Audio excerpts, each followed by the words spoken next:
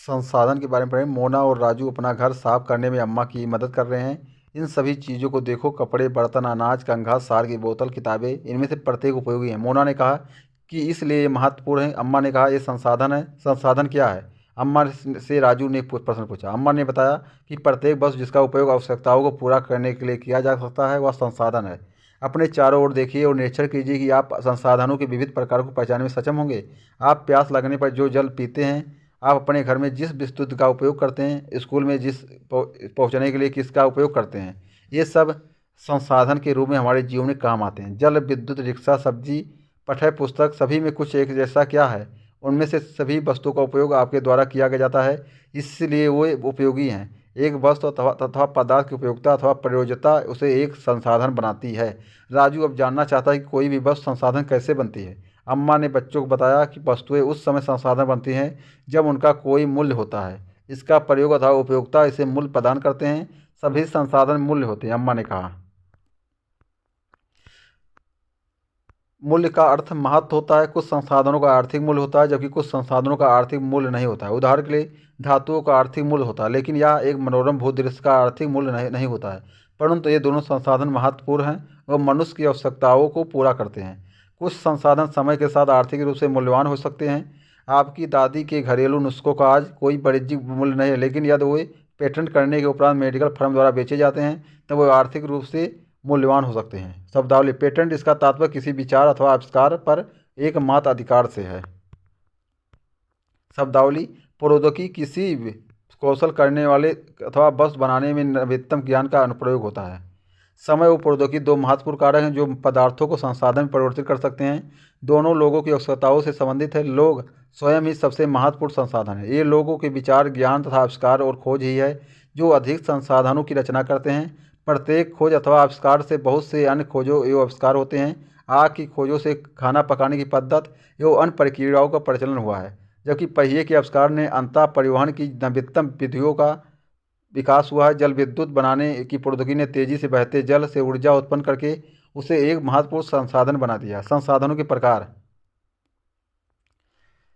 समानता संसाधनों को प्राकृतिक, मानव निर्मित और मानव में वर्गीकृत किया जा सकता है। प्राकृतिक संसाधन, जो संसाधन प्रकृति से प्राप्त होते हैं और अधिक संशोधन के बिना उपयोग में लाए जाते हैं, प्राकृतिक संसाधन कहते हैं। वायु, जिसमें हम सांस लेते हैं, हमारी नदियाँ और झीलों का जल, मृदा और खनिज, सभी प्राकृतिक संसाधन हैं। इन संसाधनों में बहुत से प्रकृति के निःशुल्क उपहार हैं और सीधे ही उपयोग में लाए जा सकते हैं। कुछ परिस्थितियों में प्राकृतिक संसाधन का सबसे अच्छी तरह उपयोग करने के लिए औजारों, प्रौद्योगिकी की आवश्यकता हो सकती है। प्राकृतिक संसाधनों को विस्तृत रूप से नवीनीकरणीय और अनवीनीकरणीय संसाधनों में विभाजित किया जा सकता है। नवीनीकरणीय संसाधन वे संसाधन जो शीघ्रता से नवीनीकृत अथवा पुनः पूरित हो जाती हैं। इनमें से कुछ असीमित हैं और उन पर मानवीय क्रियाकलापों का प्रभाव नहीं पड़ता है, जैसे सौर और पवन ऊर्जा। लेकिन फिर भी कुछ नवीनीकरण संसाधन जैसे जल, मृदा और वन का लापरवाही से किया गया उपयोग उनके भंडारों को प्रभावित कर सकता है। जल असीमित नवीनीकरणीय संसाधन प्रतीत है, फिर भी जल की कमी और प्राकृतिक जल स्रोतों का सूखना आज विश्व के बहुत से भागों में एक बड़ी समस्या है। अनवीनीकृत संसाधन वे संसाधन जिनका भंडार सीमित है। भंडार के एक बार समाप्त होने के बाद उन्हें नवीनीकृत तथा पुनः पूरित होने में हजारों वर्ष लग सकते हैं। यह अवधि मानव जीवन की अवधि से बहुत अधिक है।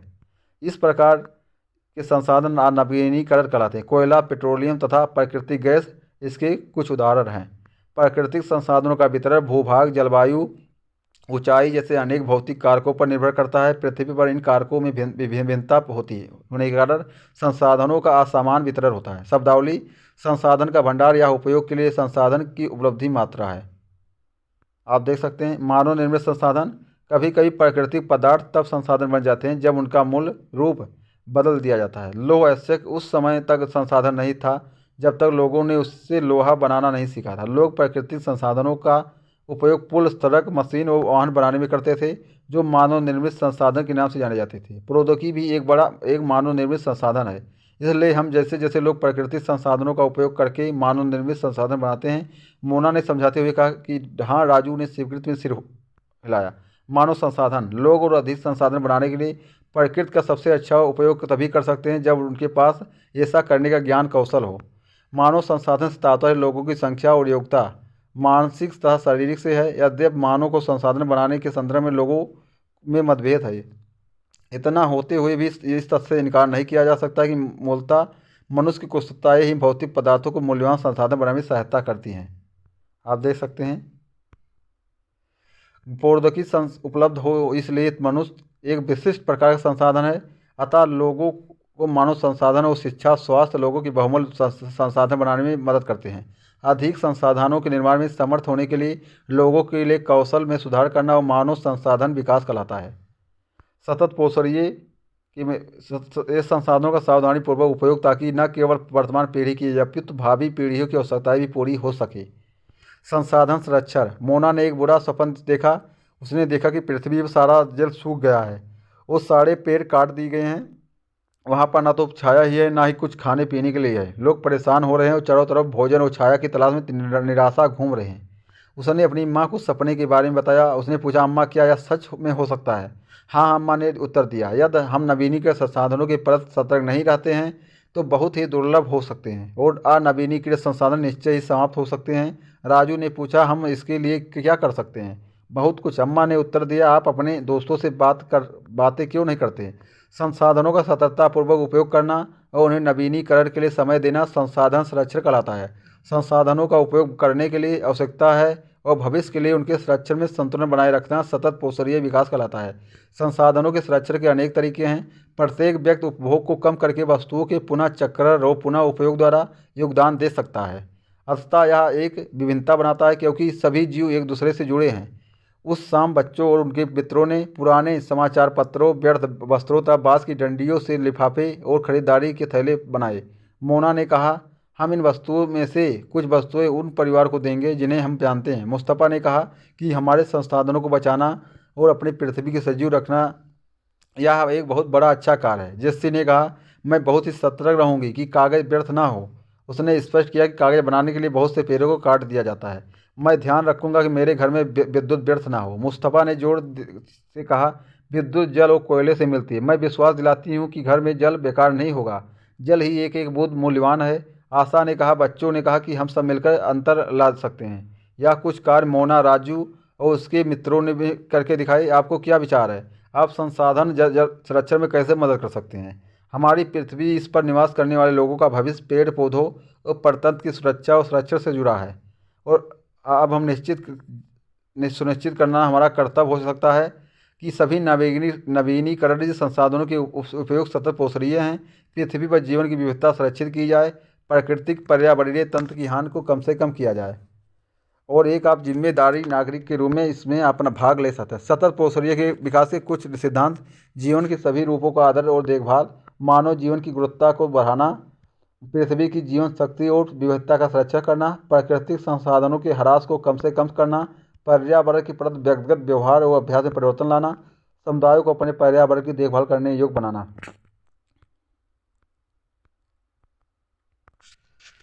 इसमें हम भूमि, मृदा, जल, प्राकृतिक वनस्पति और वन्यजीव संस्थान के बारे में पढ़ें। तंजानिया अफ्रीका का एक छोटे गांव में माम्बा पानी लाने के लिए प्रातः शीघ्र उठती है। उसे बहुत दूर जाना पड़ता है और वह कुछ घंटों के बाद लौटती है। इसके उपरांत वह घर के कार्यों में अपनी माँ का हाथ बटाती है और अपने भाइयों की बकरियों को देखभाल में मदद करती है। उसके पूरे परिवार के पास उनकी छोटी झोपड़ी के चारों ओर चट्टानी भूमि का एक भाग है।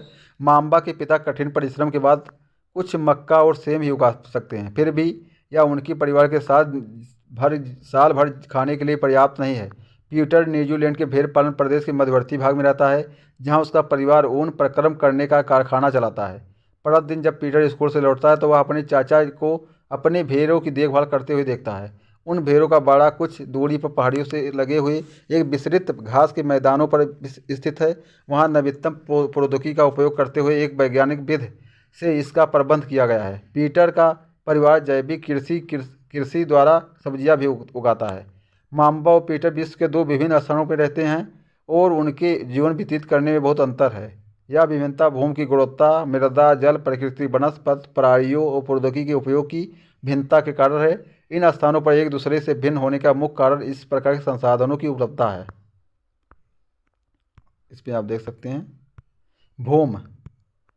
सभी महत्वपूर्ण प्राकृतिक संसाधनों में भूमि भी शामिल है। भूपृष्ठ के कुल क्षेत्रफल का लगभग 30% भाग भूमि है। यही नहीं, यह थोड़े प्रतिशत के में सभी आवास योग्य नहीं है। मुख्यतः भूमि और जलवायु के भिन्न भिन्न लक्षणों के कारण विश्व के विभिन्न भागों में जनसंख्या का वितरण असमान पाया जाता है। ऊबड़ खाबड़ स्थलाकृति, पर्वतों की तीव्र ढाल, जलाकरण संभावित निम्न क्षेत्र, मरुस्थल क्षेत्र और संघनन वन क्षेत्र सामान्यतः विरल अथवा निर्जन है। उर्वर मैदानों और नदी घाटियों में कृषि के लिए उपयुक्त भूमि उपलब्ध हैं, इसलिए ये स्थान विश्व के संघनन बसे हुए हैं। भूमि का उपयोग विभिन्न कार्यों के लिए किया जाता है, जैसे कृषि, वानिकी, खनन, सड़कों और उद्योगों की स्थापना। साधारणतः इसे भूमि उपयोग कहते हैं। क्या आप माम्बा और पीटर के परिवार के मुख्य भूमि उपयोग के विभिन्न तरीकों की सूची बना सकते हैं? भूमि का उपयोग भौतिक कारकों द्वारा निर्धारित किया जाता है, जैसे स्थलाकृत, मृदा, जलवायु, खनिज और जल की उपलब्धता। मानवीय कारक जैसे जनसंख्या और प्रौद्योगिकी भी भूमि उपयोग प्रतिरूप के महत्वपूर्ण निर्धारक हैं। स्वामित्व के आधार पर भूमि को निजी भूमि और सामुदायिक भूमि में बांटा जा सकता है। निजी भूमि व्यक्तियों के स्वामित्व में होती है, जबकि सामुदायिक भूमि समुदायों के स्वामित्व में होती है। समान रूप से इसका उपयोग समुदायों से संबंधित व्यक्तियों के लिए किया जाता है, जैसे चारा, फलों, नट, औषधीय बूटियों को एकत्रित करता है। इस सामुदायिक भूमि को साझा संपत्ति संसाधन भी कहते हैं। जनसंख्या और उनकी मांग सदैव बढ़ती रहती है, लेकिन भूमि की उपलब्धता सीमित है। स्थान के अनुसार भूमि की गुणवत्ता में अंतर होता है। लोगों ने सामुदायिक भूमि पर व्यापारिक क्षेत्र बनाने, नगरीय क्षेत्रों में घर बनाने और ग्रामीण क्षेत्रों में कृषि योग्य भूमि का विस्तार करने के लिए अनाधिकृत हस्तक्षेप करना शुरू कर दिया है। आज भूमि उपयोग प्रतिरूप में व्यापक परिवर्तन हमारे समाज में सांस्कृतिक परिवर्तनों को दर्शाते हैं। वर्तमान में कृषि और निर्माण संबंधी गतिविधियों के प्रसार के कारण निम्नीकरण, भूस्खलन, मृदा अपरदन, मरुस्थलीकरण पर्यावरण के प्रमुख खतरा हैं। आप देख सकते हैं पहले कैसा था, पहले चित्र में, दूसरे में कैसा बदलाव आया, मानव ने ही बदलाव किया है। तीसरे में और चौथे में देखिए कैसा शहर का स्थापना हो गया है। इस चित्र से आप कल्पना कर सकते हैं कैसे कैसे परिवर्तन हुआ प्रकृति का। भूमि संसाधन का संरक्षण। बढ़ती जनसंख्या तथा इसकी बढ़ती मांगों के कारण वन भूमि और कृषि योग्य भूमि का बड़े पैमाने पर विनाश हुआ। इससे इस प्राकृतिक संसाधन के समाप्त होने का डर पैदा हो रहा है। इसलिए विनाश की वर्तमान दर को अवश्य ही रोकना चाहिए। वन रोपण, भूमि उद्धार, रासायनिक कीटनाशकों और उर्वरकों के विनियमित उपयोग तथा अर्थचारण पर रोक आज भूमि संरक्षण के लिए प्रयुक्त कुछ समान तरीके हैं। मृदा। पृथ्वी के पृष्ठ पर दानेदार कणों के आवरण की पतली परत मृदा कहलाती है। यह भूमि से निकटता से हुई है। स्थल रूप में मृदा के प्रकार को निर्धारित करते हैं। मृदा का निर्माण चट्टानों से प्राप्त खनिजों और जैव पदार्थों से होता है। भूस्खलन को समान रूप से शैल, मलबा या ढाल से गिरने वाली मिट्टी के बृहद संचलन के रूप में परिभाषित किया जाता है। ये प्रायः भूकंप, बाढ़ और ज्वालामुखी के साथ घटित होती हैं। लंबे समय तक भारी वर्षा होने से भूस्खलन होता है और यह नदी के प्रवाह को कुछ समय के लिए अवरुद्ध कर देता है। नदी अवरुद्धता के अचानक फूट पड़ने से निचली घाटियों के आवासों में विध्वंस आ जाता है और पहाड़ी भूभाग में भूस्खलन एक मुख्य और विस्तृत रूप से फैली प्राकृतिक आपदा है, जो प्रायः स्थित और संपत्ति को आघात पहुंचाती है और चिंता का एक मुख्य विषय है। हिमाचल प्रदेश कन्नौज जिले में रेकांग पीओ के निकट पंजी गांव में बड़े भूस्खलन के कारण राष्ट्रीय राजमार्ग संख्या 22 की पुरानी हिंदुस्तान तिब्बत सड़क का 200 मीटर तक का भाग नष्ट हो गया। यह भूस्खलन पंजी गांव में तीव्र विस्फोटन द्वारा हुआ। विस्फोटन के कारण ढाल का कमजोर क्षेत्र नीचे गिर गया, जिसके कारण सड़क और गांव के आसपास के क्षेत्रों की छत पहुंची और पंजी गांव के किसी भी संभावित मानव विनाश से बचाने के लिए पूर्ण रूप से खाली करा दिया गया। न्यूनीकरण क्रियाविधि। वैज्ञानिकों प्रवृत्तियों के विकास से हमें समझने की शक्ति मिलती है कि भूस्खलन उत्पन्न होने से कौन कौन से कारक हैं और उनका प्रबंधन कैसे करना है। भूस्खलन को रोकने की कुछ प्रविधियाँ हैं। भूस्खलन प्रभावित क्षेत्रों का मानचित्र बनाकर इससे प्रभावित होने वाले स्थानों को इंगित करता। इस प्रकार इन क्षेत्रों को आवास बनाने के लिए छोड़ा जा सकता है। भूमि को खिसकने से बचाने के लिए परतधारी दीवार का निर्माण करना। भूस्खलन को रोकने का सबसे प्रभावी तरीका है वनस्पत आवरण में वृद्धि। सतही अपवाह तथा झरना प्रवाह के साथ साथ भूस्खलन की गतिशीलता को नियंत्रित करने के लिए पृष्ठीय अपवाह नियंत्रण उपाय कार्यान्वित किए गए हैं।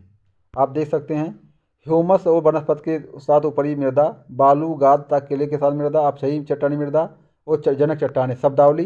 अपक्षय, ताप परिवर्तन, तुषार क्रिया, पौधों, प्राणियों और मनुष्य के क्रियाकलापों द्वारा अनावर्तित शैलों का टूटना और क्षय कहलाता है।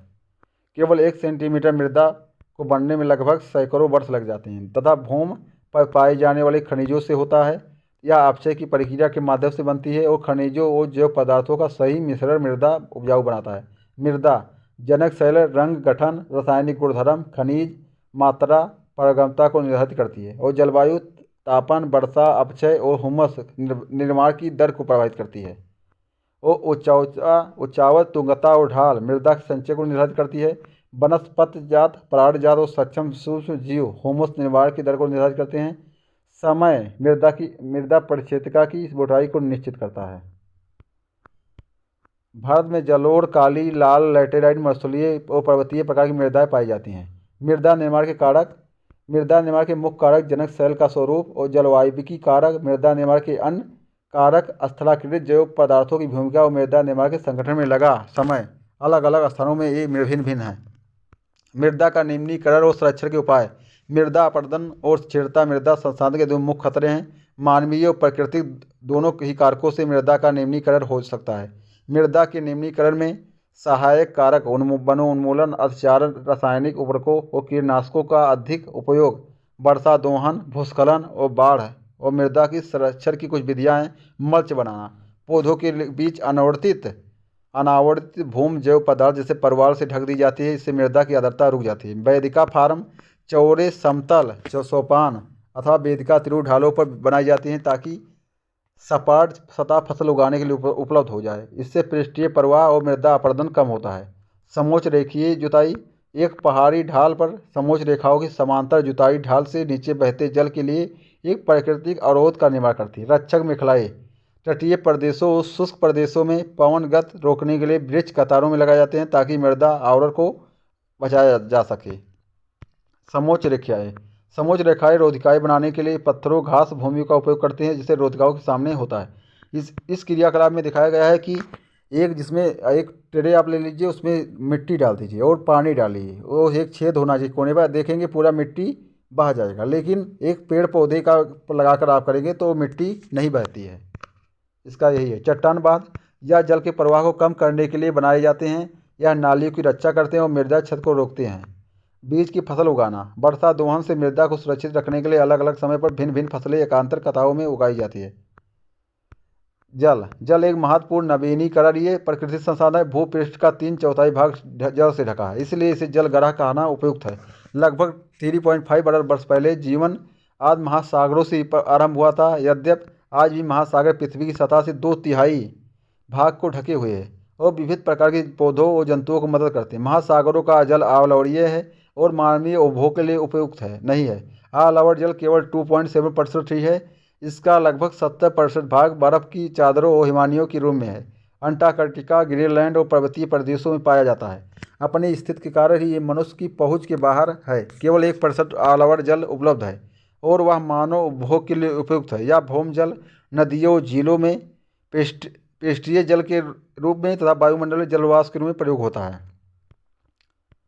इसमें आप देख सकते हैं कितना जल आप प्रयोग करते हैं। इसलिए अवलवणीय जल पृथ्वी में सबसे अधिक मूल्यवान पदार्थ है। पृथ्वी पर जल न बढ़ाया जा सकता है और न ही घटाया जा सकता है। इसकी कुल मात्रा स्थिर है। इसकी प्रचुरता में विविधता प्रतीत होती है क्योंकि यह वाष्पीकरण, वर्षण और वाह की प्रक्रियाओं द्वारा महासागरों, वायु, भूमि और पूरा महासागरों में चक्रण द्वारा निरंतर गतिशील है। जैसा कि आप जानते हैं कि इसे जल चक्र कहते हैं। मनुष्य जल की बड़ी मात्रा का उपयोग न केवल पीने और धुलाई में ही करता है वरन प्रक्रिया में भी करता है। जल कृषि, उद्योग तथा बांधों की जलाशयों के माध्यम से विद्युत उत्पादन करने में भी प्रयोग किया जा सकता है। जल स्रोतों के सूखने अथवा जल प्रदूषण के कारण अलवणीय जल की आपूर्ति की कमी के मुख्य कारक हैं। बढ़ती जनसंख्या, भोजन और नकदी फसलों की बढ़ती मांग, बढ़ता नगरीकरण और बेहतर होना जीवन स्तर। जल उपलब्धताओं की समस्या, विश्व के कई प्रदेशों में जल की कमी। अधिकांश अफ्रीका, पश्चिमी एशिया, दक्षिणी एशिया, पश्चिमी संयुक्त राज्य अमेरिका के भाग और उत्तर पश्चिमी मेक्सिको, दक्षिण अमेरिका के भाग और संपूर्ण ऑस्ट्रेलिया अलवणीय जल की आपूर्ति की कमी का सामना कर रहे हैं। ये देश ऐसे जलवायु प्रदेशों में स्थित हैं जहां अक्सर सूखा पड़ता है। उन्हें जलाभाव की अधिक समस्या बनी रहती है। इस प्रकार जल का अभाव मौसमी वर्षा अथवा वार्षिक वर्षा में विविधता के परिणाम स्वरूप हो सकता है अथवा अति उपयोग और जल स्रोतों के संदूषण के कारण भी जल का अभाव हो सकता है। जल संसाधनों का संरक्षण, आज के विश्व में शुद्ध तथा पर्याप्त जल स्रोतों तक पहुंचना एक बड़ी समस्या बन गई है। इस छेड़ होते संसाधनों के संरक्षण के लिए कदम उठाने चाहिए। यद्यपि जल एक नवीनीकृत संसाधन तथा इसका अति उपयोग और प्रदूषण इसे उपयोग ले अनुपयुक्त बना देती है। असंशोधित या आंशिक रूप से संशोधित वाहित मल, कृषि रसायनों का विसर्जन और जल निकायों में औद्योगिक बाह्य स्रोत जल के प्रमुख संदूषक हैं। इनमें शामिल नाइट्रेट धातुएं और पीरकनाशी जल को प्रदूषित कर देते हैं। इनमें से अधिकांश रसायन अजैव निम्नीकरण होने के कारण जल द्वारा मानव शरीर में पहुंच जाते हैं। इन प्रदूषकों को जल निकायों में छोड़ने से पूर्व बाहरी स्रावों को उपयुक्त विधि से शोधित करके जल प्रदूषण नियंत्रित किया जा सकता है। वन और अन्य वनस्पतीय आवरण धरातीय प्रवाह को बंद करते हैं और भूमिगत जल को पुनः पूरित करते हैं। जल संग्रह पृष्ठीय प्रवाह को बचाने की दूसरी विधि है। जल रिसाव को कम करने के लिए खेतों को सिंचित करने वाली नहरों को ठीक से पक्का करना चाहिए। रिसाव और वाष्पीकरण से होने वाली जल छत को रोकने के लिए क्षेत्र की स्प्रिंकलरों जैसे सिंचाई करना वो अधिक प्रभावी विधि है। वाष्पीकरण की अधिक दर वाले शुष्क प्रदेशों में सिंचाई की ड्रिप अथवा टपकन विधि बहुत उपयोगी होती है। सिंचाई की इन विधियों को अपनाकर बहुमूल्य जल संसाधन को सुरक्षित किया जा सकता है। प्राकृतिक वनस्पति और वन्यजीव आप देख सकते हैं। स्कूल के बच्चे हस्तशिल्प प्रदर्शनी में घूम रहे हैं। प्रदर्शनी की वस्तुएं देश के भिन्न भिन्न भागों में एकत्रित की गई है। मोना ने एक थैला हाथ में उठाया और उत्साह से कहा कि यह एक सुंदर हैंडबैग है। अध्यापिका ने कहा, हाँ, यह एक जूट से बना है। क्या आप उन टोकरियों और दीप छत्रों और कुर्सियों को देखते हैं? वो बेत और बांस की बनी हैं। भारत के पूर्वी और उत्तर पूर्वी आंध्र प्रदेशों में बांस प्रचुर मात्रा में पैदा किया जाता है। जैसी रेशमी स्कार्फ देखकर उत्साहित थी। यह खूबसूरत स्कार्फ देखो। अध्यापिका ने स्पष्ट किया कि रेशम कीटों से प्राप्त किया जाता है जो शहतूत के पेड़ों पर पाले जाते हैं। बच्चे समझ गए कि पौधे हमें अनेक विभिन्न उत्पाद प्रदान करते हैं जिनका उपयोग हम अपने दैनिक जीवन में करते हैं। प्राकृतिक वनस्पति और वन जीवन केवल स्थल मंडल, जलमंडल और वायुमंडल के बीच जुड़े एक संकरे क्षेत्र में भी पाए जाते हैं जिन्हें हम जैवमंडल कहते हैं। जैवमंडल में सभी जातियाँ जीवित रहने के लिए एक दूसरे से परस्पर संबंधित और निर्भर करती हैं। इन जीवन आधारित तंत्र को परतंत्र कहते हैं। वनस्पति और वन्यजीव बहुमूल्य संसाधन है। पौधों हमें इमारती लकड़ी देते हैं और प्राणियों को आश्रय देते हैं। ऑक्सीजन उत्पन्न करने से हमें सांस लेते हैं। फसलों को उगाने के लिए आवश्यक मृदा की सुरक्षा करते हैं। रक्षक मेखला के रूप में कार्य करते हैं। भूमि जल के संग्रह में सहायता करते हैं। हमें फल, लेटेक्स, तारपीन का तेल और गोंद, औषधीय पौधे और कागज प्रदान करने के लिए जो आपके अध्ययन के लिए अधिक आवश्यक है। पौधों के असंख्य उपयोग हैं। इनके आप कुछ देख सकें। किलकिलाव, किंगफिशर वन जीवन के अंतर्गत जंतु, पक्षी, कीट और जलीय जीव रूप आते हैं। उनमें हमें दूध, मांस, खाल और ऊन प्राप्त होते हैं। कीट जैसे मधुमक्खी और शहद देती हैं। फूलों के परागण में मदद करती हैं और प्रतत्व में अपघटक के रूप में एक महत्वपूर्ण भूमिका निभाती हैं। चिड़िया अपने भोजन के लिए कीटों पर निर्भर है और अपघटकों के रूप में कार्य करती हैं। गिद्ध मृत जंतुओं को खाने के कारण एक अपमार्जक है। वो पर्यावरण का एक महत्वपूर्ण शोधक समझा जाता है। इसलिए प्राणी चाहे बड़े हों या अथवा छोटे, सभी प्रतंत्र के संतुलन को बनाए रखने के लिए अनिवार्य है। ब्रह्मा का कमल एक औषधि बूटी है, देख सकते हैं इसमें। भारतीय महाद्वीप में जिन पशुओं का उपचार डिक्लोफेनेक, एस्पिरिन अथवा इबुप्रोफेन जैसे पीड़कनाशी से किया जाता है, उनके अपमार्जन उपरांत गिद्ध किडनी खराब होने से मर रहे हैं। पशुओं पर इन औषधियों के उपयोग करने पर प्रतिबंध लगाने के प्रयास किए जा रहे हैं तथा आरक्षित स्थान पर गिद्ध के प्रजनन के प्रयास किए जा रहे हैं। प्राकृतिक वनस्पति का वितरण। वनस्पति की वृद्धि मुख्य रूप से तापमान और आर्द्रता पर निर्भर करती है। इंपॉर्टेंट है। विश्व की वनस्पति के मुख्य प्रकार को 4 वर्गों में रखा जा सकता है, जैसे वन, घास, स्थल, गुल्म और टुंड्रा। भारी वर्षा वाले क्षेत्रों में विशाल वृक्ष उग सकते हैं। इस प्रकार वन प्रचुर जल आपूर्ति वाले क्षेत्रों में ही पाए जाते हैं। जैसे जैसे आर्द्रता कम होती जाती है वैसे वैसे वृक्षों का आकार और उनकी संगतता कम होती जाती है। समान वर्षा वाले क्षेत्रों में छोटे आकार वाले वृक्ष और घास उगती हैं, जिससे विश्व के घास स्थलों का निर्माण होता है। कम वर्षा वाले शुष्क प्रदेशों में कटीली झाड़ियाँ और गुल्म उगते हैं। इस प्रकार के क्षेत्रों में पौधों की जड़ें गहरी होती हैं। वाष्पोत्सर्जन से होने वाली आर्द्रता की हानि को घटाने के लिए इन पेड़ों की पत्तियाँ कांटेदार और मोमी सतह वाली होती हैं। शीत ध्रुवीय प्रदेशों की टुंड्रा वनस्पति में मांस और लाइगन सम्मिलित है। पिछली 2 शताब्दियों में विश्व में जितने लोग थे, इस समय उनसे कहीं अधिक लोग हैं। बढ़ती जनसंख्या के पोषण के लिए फसलों को उगाने के लिए वनों के विशाल क्षेत्रों से वृक्ष काट दिए गए हैं। विश्व भर में वनों का आवरण बहुत तेज़ी से समाप्त हो रहा है। इस बहुमूल्य संसाधन की संरक्षण की तुरंत आवश्यकता है। अजगर भाई को देख सकते हैं इसमें। प्रकृति, वनस्पति और वन्यजीव का संरक्षण। वन हमारी संपदा है। पौधे जंतुओं को आश्रय प्रदान करते हैं और साथ ही परतंत्र को भी अनुरक्षित करते हैं। जलवायु में परिवर्तन और मानव हस्तक्षेप के कारण पौधों जंतुओं के प्राकृतिक आवास नष्ट हो सकते हैं। बहुत सी जातियाँ असुरक्षित अथवा संकटापन्न हैं, वह कुछ लुप्त होने के कगार पर हैं। वनोन्मूलन, मृदा अपरदन, निर्माण कार्य, दावानल और भूस्खलन में से कुछ मानव और प्राकृतिक कारक हैं जो मिलकर इन महत्वपूर्ण प्राकृतिक संसाधनों के लुप्त होने की प्रक्रिया को बढ़ावा देते हैं। आज की मुख्य चिंताओं में से एक अनाधिकार शिकार करने की संख्या का बढ़ना, जिससे कुछ खास प्रजातियों की संख्या में तेजी से कमी आई है। पशु खाल, चमड़ा, नाखून, दांत और पंखों के साथ साथ सींगों का एकत्रीकरण और गैर कानूनी व्यापार के लिए जंतुओं का अनाधिकार शिकार किया गया है। इनमें से कुछ जंतु चीता, शेर, हाथी, ब्लैकबक, मगरमच्छ, दरियाई घोड़ा, हिम तेंदुआ, शुतुरमुर्ग और मोर है। इनका संरक्षण जागरूकता बढ़ाकर किया जा सकता है। राष्ट्रीय उद्यान, वन्यजीव अभयारण्य, जैवमंडल निचय हमारी प्राकृतिक वनस्पति और वन्य जीव को सुरक्षित रखने के लिए बनाए जाते हैं। सकड़ी घाटियाँ, झीलों, आदि भूमि का संरक्षण मूल्यवान संसाधन नष्ट होने के बचाने के लिए आवश्यक है। यदि प्रजातियों की सफेद संख्या को भंग न किया जाए तो पर्यावरण में संतुलन बना रहता है। विश्व के अनेक भागों में मनुष्य ने अपने क्रियाकलापों से अनेक प्रजातियों की प्राकृतिक आवासों में उथल पुथल कर दी है।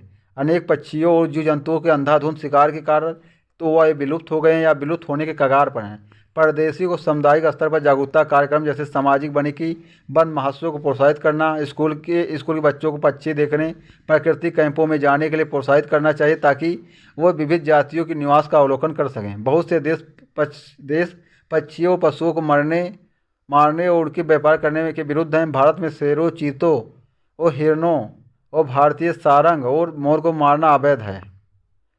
राष्ट्रीय उद्यान वर्तमान और भविष्य की पीढ़ी के लिए एक या एक से अधिक प्रजातियों को पारिस्थितिकी एकता रक्षा के लिए नामित किया गया प्राकृतिक क्षेत्र है।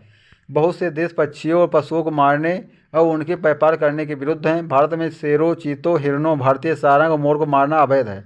एक अंतर्राष्ट्रीय परिपाटी CITES, the convention of international trade and endangered species of wild and fauna and flora की स्थापना की गई, जिसने प्राणियों को और पक्षियों को अनेक जातियों की सूची तैयार की गई।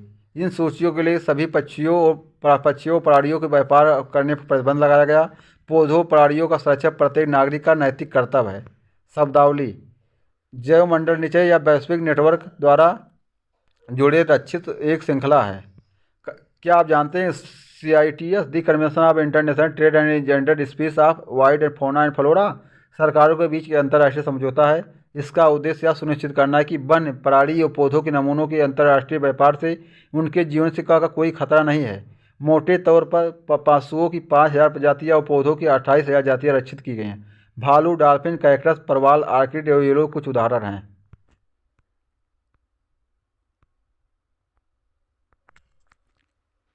खनिज और शक्ति संस्थान किरी सुशांत से मिलने धनबाद के निकट उसके पृथक स्थान पर जा रही थी। किरी विशाल काले क्षेत्र को देखकर आश्चर्यचकित थी। सुकांत, यह स्थान इतना काला और धूल भरा क्यों है?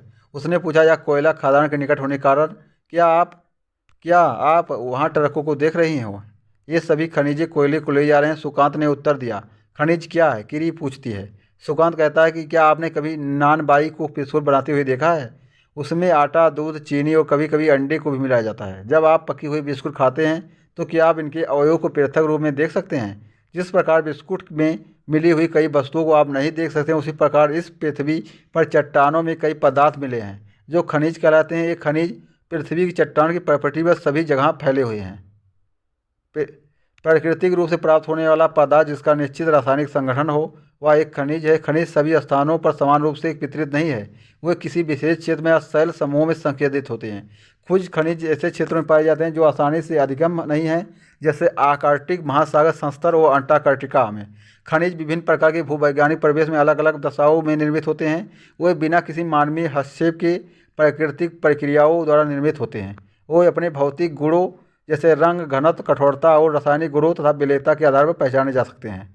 खनिजों के प्रकार: पृथ्वी पर 3000 से अधिक विभिन्न खनिजों की संरचना के आधार पर खनिजों का वर्गीकृत किया जा सकता है। धात्विक में लौह, अलोह और खनिज में अधात्विक। क्या आप जानते हैं शैल खनिज अवयवों की अनिश्चित संगठन को एक या एक से अधिक खनिजों का एक समूह है।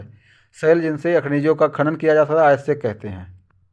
धात्विक खनिजों में धातु कच्चे रूप में होती हैं। धातुएं कठोर पदार्थ हैं जो ऊष्मा और विद्युत को संचालित करती हैं, जिनमें धुत और चमक की विशेषता होती है। लौह अयस्क, बॉक्साइट, मैंगनीज अयस्क इनके कुछ उदाहरण हैं। धात्विक खनिज लोह अथवा अलोह होते हैं। लोह खनिज जैसे लोह अयस्क, मैग्नीज, जो क्रोमाइट में लोहा होता है। अलोह खनिज में लोहा नहीं होता है, किंतु कुछ अन्य धातु सोना, चांदी, तांबा व सीसा हो सकता है। सीसा इंपॉर्टेंट है। अधात्विक में खनिजों में धातुएं नहीं होती हैं। चूना, पत्थर, अभ्रक, जिप्सम इन खनिजों के उदाहरण हैं। खनिज ईंधन जैसे कोयला और पेट्रोलियम भी अधात्विक खनिज हैं। खनिजों का खनन, परिवेदन तथा आखनन तथा निष्कर्षित किया गया जा सकता है। आप देख सकते हैं पृथ्वी की सतह के अंदर दबी शैलों से खनिजों को बाहर निकालने की प्रक्रिया खनन कहलाती है। खनिज जो कम गहराई में भी स्थित है वह पृष्ठीय स्तर को हटाकर निकाले जाते हैं। इसे विवृत खनन कहते हैं। गहन वेधन जिसे क्रिस्कोपक कहते हैं, अधिक गहराई में स्थित खनिज निक्षेपों तक पहुंचने के लिए बनाए जाते हैं। इसे कुप्पकी खनन कहते हैं। पेट्रोलियम और प्राकृतिक गैस धरातल के बहुत नीचे पाए जाते हैं। उन्हें बाहर निकालने के लिए गहन कूपों की खुदाई की जाती है। इन्हें परवेधन कहते हैं। सतह के निकट स्थित खनिजों को जिस प्रक्रिया द्वारा आसानी में से खोद कर निकाला जाता है उसे आखनन कहते हैं। खनिजों का वितरण। खनिज विभिन्न प्रकार की शैलों में पाए जाते हैं। कुछ आग्नेय शैलों में पाए जाते हैं, कुछ कायांतरित शैलों में, जबकि कुछ अन्य अवसादी शैलों में पाए जाते हैं। धात्विक खनिज आग्नेय और कायांतरित शैल समूह में जिसमें विशाल पठारों का निर्माण होता है में पाए जाते हैं। उत्तरी स्वीडन में लोह अयस्क, ओटोरिया कनाडा में तांबा और निकल के निक्षेप, दक्षिण अफ्रीका में लोहा, निकेल, क्रोमाइट और प्लेटिनियम आग्नेय और कायांतरित शैलों में पाए जाते हैं। वाले खनिजों का उदाहरण है। मैदानों और नवीन बलित पर्वतों के अवसादी शैल समूह में अधात्विक खनिज जैसे चूना पत्थर पाए जाते हैं। फ्रांस के काकेस प्रदेश के चूना पत्थर निक्षेप, जर्जरिया और यूक्रेन के मैग्नीज निक्षेप और अल्जीरिया के फास्फेट संस्तर इसके प्रमुख उदाहरण हैं। खनिज ईंधन जैसे कोयला और पेट्रोलियम भी अवसादी स्तर में पाए जाते हैं। इस चित्र में आप देख सकते हैं एशिया। चीन और भारत के पास विशाल लोह अयस्क क्षेत्र निक्षेप है। यह महाद्वीप विश्व के आधे से अधिक टिन उत्पादन करता है। चीन, मलेशिया और इंडोनेशिया विश्व के अग्रणी टिन उत्पादकों में से एक हैं। चीन सीसा, एंटीमनी और टंगस्टन के उत्पादन में अग्रणी है। एशिया में मैग्नीज, बॉक्साइट, निकेल, जस्ता और तांबा के भी निक्षेप पाए जाते हैं। स्विट्जरलैंड में कोई ज्ञात खनिज निक्षेप नहीं है। विश्व की रूपरेखा मानचित्र में कनारियल शील्ड, अपलेशियन पर्वत, ग्रेट लेक और पश्चिमी कार्डिलेरा पर्वत श्रृंखला को मानचित्र में दिखाया गया है। यूरोप या विश्व में लोह अयस्क का अग्रणी उत्पादक है। रूस, यूक्रेन, स्वीडन और फ्रांस लोह अयस्क के विशाल निक्षेप वाले देश हैं। तांबा, सीसा, जस्ता, मैग्नीज, निकेल खनिजों के निक्षेप पूर्वी यूरोप और यूरोपीय रूस में पाए जाते हैं। उत्तर अमेरिका में खनिज निक्षेप 3 क्षेत्रों में अवस्थित हैं। ग्रेट लेक के उत्तर में कनारियन शील्ड प्रदेश, अपलेशियन प्रदेश और पश्चिम की पर्वत श्रृंखलाएं। लोह अयस्क, निकेल, सोना, यूरेनियम, तांबा का खनन कनारियन है शील्ड प्रदेश में और कोयले का अपलेशियन प्रदेश में होता है। और पश्चिमी कार्डिलेरा में तांबा, सीसा, जस्ता, सोना और चांदी के विशाल निक्षेप हैं। दक्षिण अमेरिका। ब्राजील विश्व में उच्च कोटि के लोह अयस्क का सबसे बड़ा उत्पादक है। चिली और पेरू तांबे के अग्रणी उत्पादक हैं। ब्राजील और बोलिविया विश्व में टिन के सबसे बड़े उत्पादकों में से एक हैं। दक्षिण अमेरिका के पास सोना, चांदी, जस्ता, क्रोमियम, मैग्नीज, बॉक्साइट, अभ्रक, प्लेटिनियम, एस्बेस्टस और हीरा के निक्षेप पाए जाते हैं। खनिज तेल Venezuela, Argentina, Chile, Peru, Colombia में पाया जाता है। हरा हीरा एक दुर्लभतम हीरा है। विश्व की 25 शैलें पश्चिमी ऑस्ट्रेलिया में पाया जाता है। अफ्रीका खनिज संसाधनों में धनी है। यह हीरा, सोना, प्लेटिनियम का विश्व में सबसे बड़ा उत्पादक है। दक्षिण अफ्रीका, जिम्बाब्वे और जायरे विश्व के सोने का एक बड़ा भाग उत्पादित करते हैं। तांबा, लोह अयस्क, क्रोमियम, यूरेनियम, कोबाल्ट, बॉक्साइट दक्षिण अफ्रीका में पाए जाने वाले अन्य खनिज हैं। तेल नाइजीरिया, लीबिया और अंगोला में पाया जाता है। ऑस्ट्रेलिया विश्व में बॉक्साइट का सबसे बड़ा उत्पादक है। यह सोना, हीरा, लोह अयस्क, टिन, निकेल का अग्रणी उत्पादक है। यह तांबा, सीसा, जस्ता, मैग्नीज भी संपन्न है। पश्चिम ऑस्ट्रेलिया के कालगुर्गी और कुलगार्डी क्षेत्रों में सोने के सबसे बड़े निक्षेप हैं। अंटार्कटिका। विभिन्न प्रकार के निक्षेपों पूर्वानुमान से कुछ संभवतः विशाल के लिए अंटार्कटिका का भूविज्ञान पर्याप्त रूप से सुप्रसिद्ध है। ट्रांस अंटार्कटिक पर्वत में कोयले और पूर्वी अंटार्कटिका के प्रिंस चार्ल्स पर्वत के निकट लोहे के महत्वपूर्ण मात्रा में निक्षेपों को पूर्वानुमान किया जा सकता है।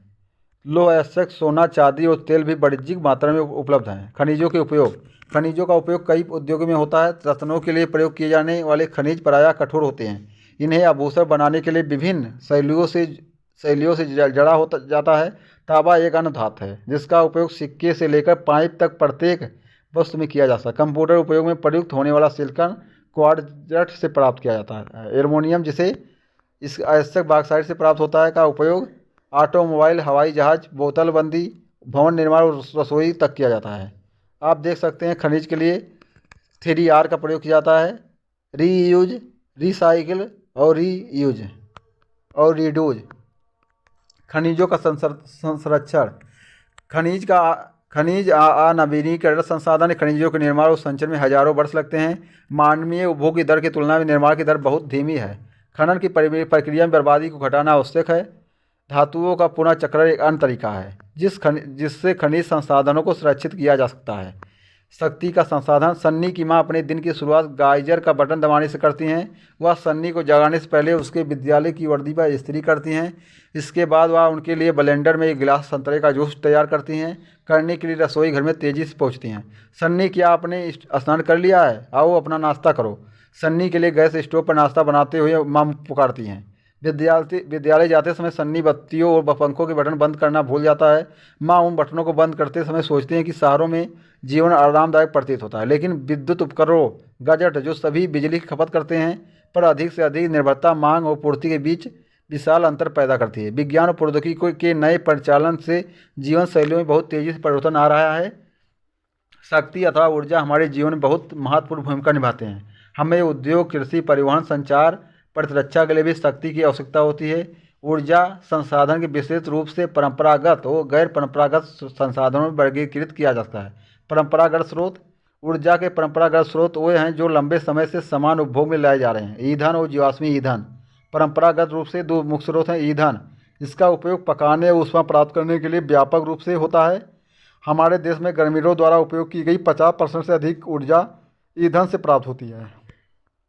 आप देख सकते हैं इसमें खनिज तेल तथा प्राकृतिक संसाधन। लाभ है आसानी से परिवर्तन, टैंकर, पेट्रोल रसायन उद्योग का आधार। हान है तेल आदि पलावन एवं गैस रिसाव के कारण ऑक्सीजन का अवक्षय। निर्मुक्त प्रदूषक के कारण अमल वर्षा, नए ईंधन का अन्वेषण आसान नहीं है। लाभ है आसानी से परिवहनीय पाइपलाइन, तेल और कोयले में अधिक स्वच्छ तेल सस्ता होना। ऊर्जा के परंपरागत स्रोत। लाभ है समान सुप्रवाह बहुसंख्यक लोगों को ऊर्जा प्रदान करता है। और हान है संग्रहण में अधिक समय उपयोग, प्रदूषण फैलाने वाला, हरित गृह प्रभाव में वृद्धि करता है और निर्वनीकरण होता है। लाभ है कोयला का विस्तृत रूप से उपलब्ध है, विद्युत रूपांतरण के लिए उपयुक्त है, प्रदूषण का स्रोत है, परिवहन के लिए भारी है। जल विद्युत है, प्रदूषण मुक्त है, सिंचाई और मत्स्य को बढ़ावा देता है और सस्ता है। और हान है स्थानीय समुदाय का विस्थापन, निम्न क्षेत्रों का जलापलावन स्थापित करने में खर्चीला। पौधों और जानवरों के अवशेष जो लाखों वर्षों तक धरती के अंदर दबे रहते हैं, ताप और दाब के प्रभाव से जीवाश्मी ईंधनों में परिवर्तित हो गए हैं। जीवाश्मी ईंधन जैसे कोयला, पेट्रोलियम और प्राकृतिक गैस परंपरागत ऊर्जा के मुख्य स्रोत हैं। इन खनिजों के भंडार सीमित हैं। विश्व की बढ़ती जनसंख्या जिस दर से इनका उपयोग कर रही है वह इनके निर्माण की दर से कहीं अधिक है, इसलिए ये शीघ्र ही समाप्त होने वाले हैं। कोयला यह बहुतायत में पाए जाने वाला जीवाश्मी ईंधन है। इसका उपयोग घरेलू ईंधन उद्योगों जैसे लोहा और इस्पात, वाष्पो इंजन और विद्युत उत्पन्न करने में किया जा सकता है। कोयले से प्राप्त विद्युत को तापीय ऊर्जा कहा जाता है। कोयला जिसका हम आज उपयोग कर रहे हैं वह लाखों वर्ष पूर्व विशाल फर्न और दलदल के पृथ्वी की परतों में दबने से बना है। कोयला इसलिए है कि अंतर्निहित धूप के रूप में जाना जाता है। तापीय ऊर्जा संयंत्र का दृश्य। विश्व में अग्रणी कोयला उत्पादक देशों में चीन, संयुक्त राज्य अमेरिका, जर्मनी, रूस, दक्षिण अफ्रीका और फ्रांस है।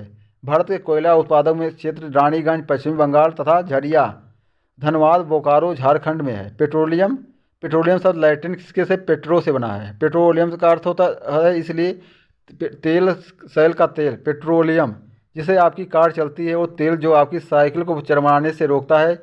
दोनों की शुरुआत गाढ़े काले द्रव से होती है जिसे पेट्रोलियम कहते हैं। यह सेलों की परतों के मध्य पाया जाता है और इसका वेधन अब तटीय तथा तटीय क्षेत्रों में स्थित तेल क्षेत्रों से किया जाता है। तदुपरांत इसे परिष्करणशाला में भेजा जाता है और जहां अपरिष्कृत पेट्रोलियम के प्रक्रम में विभिन्न तरह के उत्पाद जैसे डीजल, पेट्रोल, मिट्टी का तेल, मोम, प्लास्टिक और स्नेहक तैयार किए जाते हैं। पेट्रोलियम और इससे बनने वाले उत्पाद को काला सोना कहा जाता है क्योंकि ये बहुत अधिक मूल्यवान है। पेट्रोलियम के मुख्य उत्पादक देश ईरान, इराक, सऊदी अरब और कतर है। अन्य मुख्य उत्पादक संयुक्त राज्य अमेरिका, रूस, वेनेजुएला और अल्जीरिया है। भारत में मुख्य उत्पादक देश क्षेत्र में असम में डुगबोई, मुंबई में बॉम्बे, हाई तथा कृष्णा और गोदावरी नदियाँ के डेल्टा हैं। सीएनजी संपीड़ित प्राकृतिक गैस पेट्रोलियम निक्षेपों के साथ पाई जाती है और तब तक निर्मित होती है जब अपरिष्कृत तेल को धरातल पर लाया जाता है।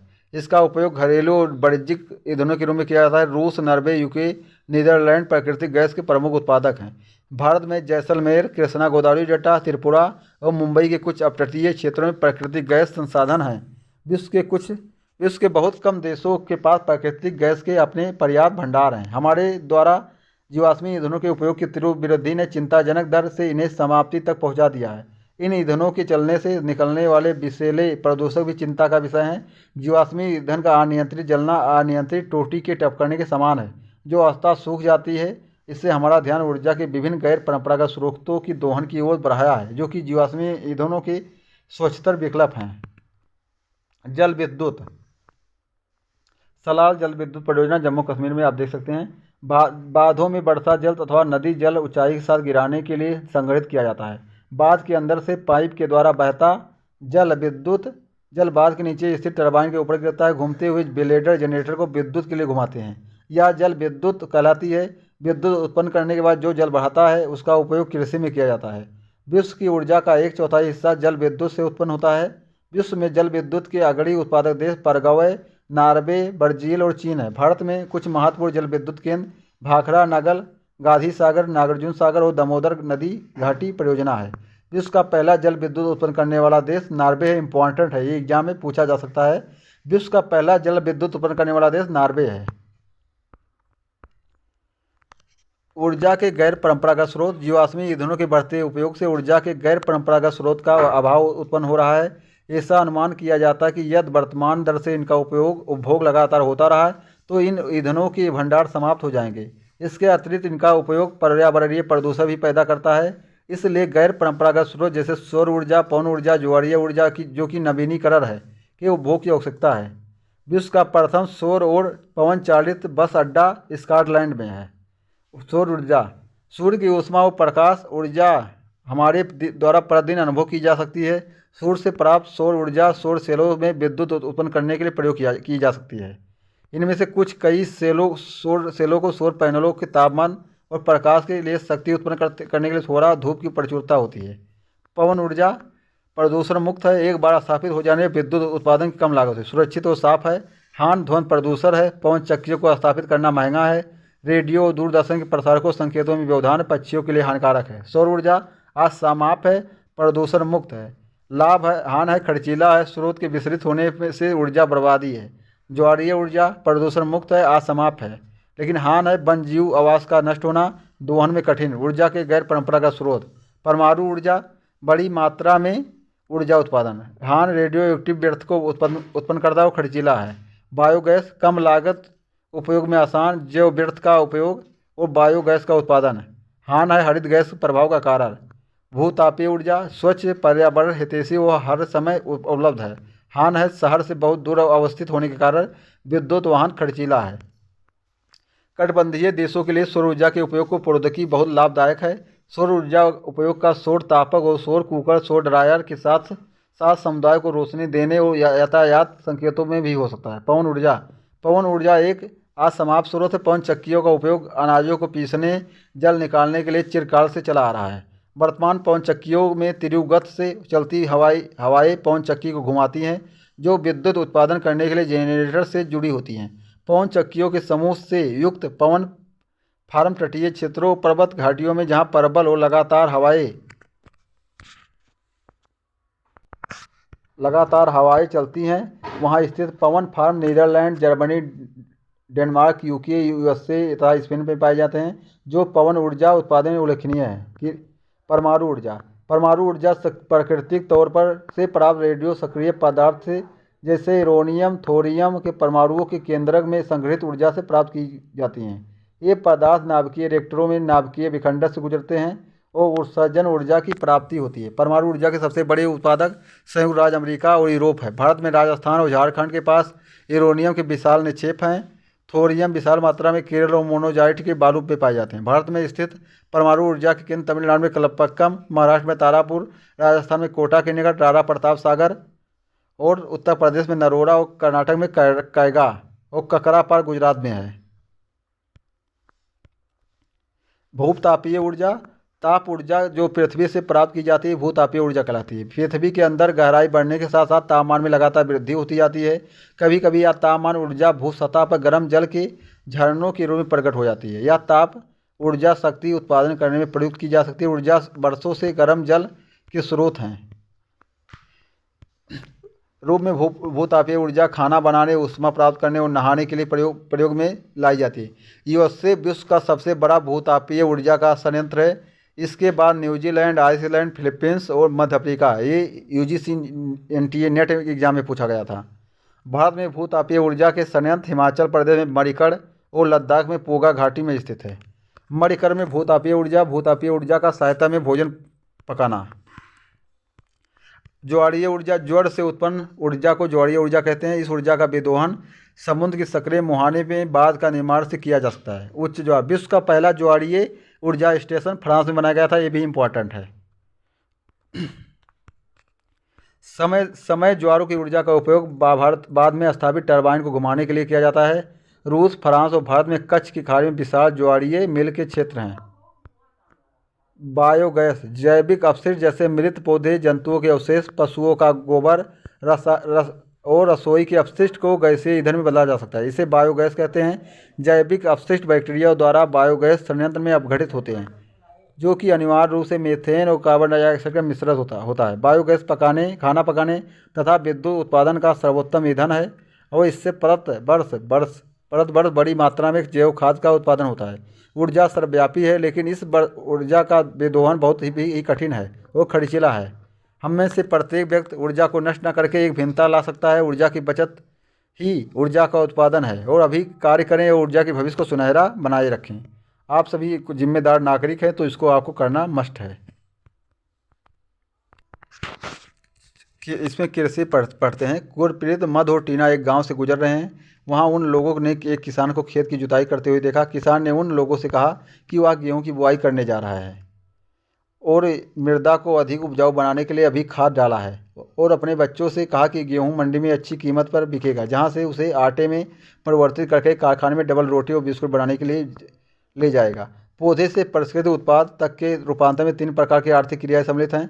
ये प्राथमिक, द्वितीयक और तृतीयक क्रियाएं कहलाती हैं। प्राथमिक क्रियाओं के अंतर्गत उन सभी क्रियाओं को सम्मिलित किया जाता है जिसका संबंध प्राकृतिक संसाधनों के उत्पादन और निष्कर्ष से होता है। कृषि, मत्स्य और संग्रहण इनके अच्छे उदाहरण हैं। द्वितीय क्रियाकलापों में संसाधनों के प्रसंस्करण से संबंधित है। इस्पात, विनिर्माण, डबल रोटी पकाना, कपड़ा बुनना इन क्रियाओं के उदाहरण। तृतीय क्रियाओं में प्राथमिक और द्वितीय क्षेत्र की सेवा कार्य आते हैं। यातायात, व्यापार, बैंकिंग, बीमा, विज्ञापन तृतीय क्रियाकलापों के उदाहरण। एग्रीकल्चर शब्द की उत्पत्ति लैटिन शब्द एग्री जिसका अर्थ मृदा और कल्चर जिसका अर्थ कृषि करने से होता है। कृषि एक प्राथमिक क्रिया है। फसलों, फलों, सब्जियों, फूलों को उगाना और पशुधन पालन इसमें शामिल है। विश्व में 50% लोग कृषि से संबंधित क्रियाओं में संलग्न हैं। भारत की 2/3 जनसंख्या अब तक कृषि पर निर्भर है। अनुकूल आस्था कृषि मृदा और जलवायु कृषि क्रियाकलापों के लिए अनिवार्य है, जिस पर भूमि फसलें उगाई जाती हैं, कृषिगत भूमि कहलाती हैं। आप मानचित्र में देख सकते हैं कृषि क्रियाकलाप विश्व के उन्हीं प्रदेशों में संकेतित है जहां फसलों के लिए उपयुक्त कारक विद्यमान है। यहाँ आप देख सकते हैं चित्र में। क्या आप जानते हैं एग्रीकल्चर कृषि के लिए, सेरीकल्चर रेशम के लिए, पीसीकल्चर मत्स्य के लिए, पीटीकल्चर द्राक्षा कृषि अंगूरों के लिए, हार्टिकल्चर उद्यान के लिए। देखिए विटीकल्चर इंपॉर्टेंट, यहाँ द्राक्षा पूछा जा सकता है। कृषि तंत्र, कृषि या खेती को एक तंत्र के रूप में देखा जा सकता है। इसके महत्वपूर्ण निवेश इनपुट जिसे बोलते हैं बीज, उर्वरक, मशीन और श्रमिक है। जुताई, बोई आप देख सकते हैं। इसमें भौतिक निवेश क्या क्या है? सूर्य प्रकाश, वर्षा, तापमान, मृदा ढाल। मानवीय निवेश में भंडारण, श्रम, मशीनरी, रसायन। और निवेश में मशीनरी, बीज, रसायन, जुताई, बुआई, छिड़काव ये सब। सिंचाई, निराई और कटाई इसकी कुछ संक्रियाएँ हैं। इस तंत्र के निर्गतों के अंतर्गत फसल, ऊन, डेयरी और कुक्कुट उत्पाद आते हैं। जैविक कृषि इम्पोर्टेंट है। इस प्रकार की कृषि में रासायनिक खादों के स्थान पर जैविक खाद और प्राकृतिक पीड़कनाशी का उपयोग किया जाता है।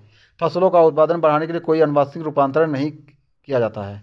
कृषि के प्रकार विश्व में कृषि विभिन्न तरीकों से की जाती है। भौगोलिक दशाओं, उत्पाद की मांग, श्रम और प्रौद्योगिकी के स्तर के आधार पर कृषक दो मुख्य प्रकारों की वर्गीकृत किया जा सकता है: निर्वाह कृषि और वाणिज्यिक कृषि। निर्वाह कृषि इस प्रकार कृषि कृषक परिवार की आवश्यकताओं को पूरा करने के लिए की जाती है। पारंपरिक रूप से कम उपज प्राप्त करने के लिए निम्न स्तरीय प्रौद्योगिकी और पारिवारिक श्रम का उपयोग किया जाता है। निर्वाह कृषि को पुनः गहन निर्वाह कृषि और आदिम निर्वाह कृषि में वर्गीकृत किया जा सकता है। गहन निर्वाह कृषि में किसान एक छोटे भूखंड पर साधारण औजारों और अधिक श्रम से खेती करता है। अधिक धूप वाले दिनों से युक्त जलवायु और उर्वर मृदा वाले खेत में एक वर्ष में एक से अधिक फसलें उगाई जा सकती है। चावल मुख्य फसलें होती हैं। अन्य फसलों में गेहूँ, मक्का, दलहन, तिलहन शामिल है। गहन निर्वाह कृषि दक्षिण पूर्वी और पूर्वी एशिया के संघनन जनसंख्या वाले मानसूनी प्रदेशों में पाई जाती हैं। आदिम निर्वाह कृषि में स्थानांतरित कृषि और जलवासी पशुचारण शामिल हैं। स्थानांतरित कृषि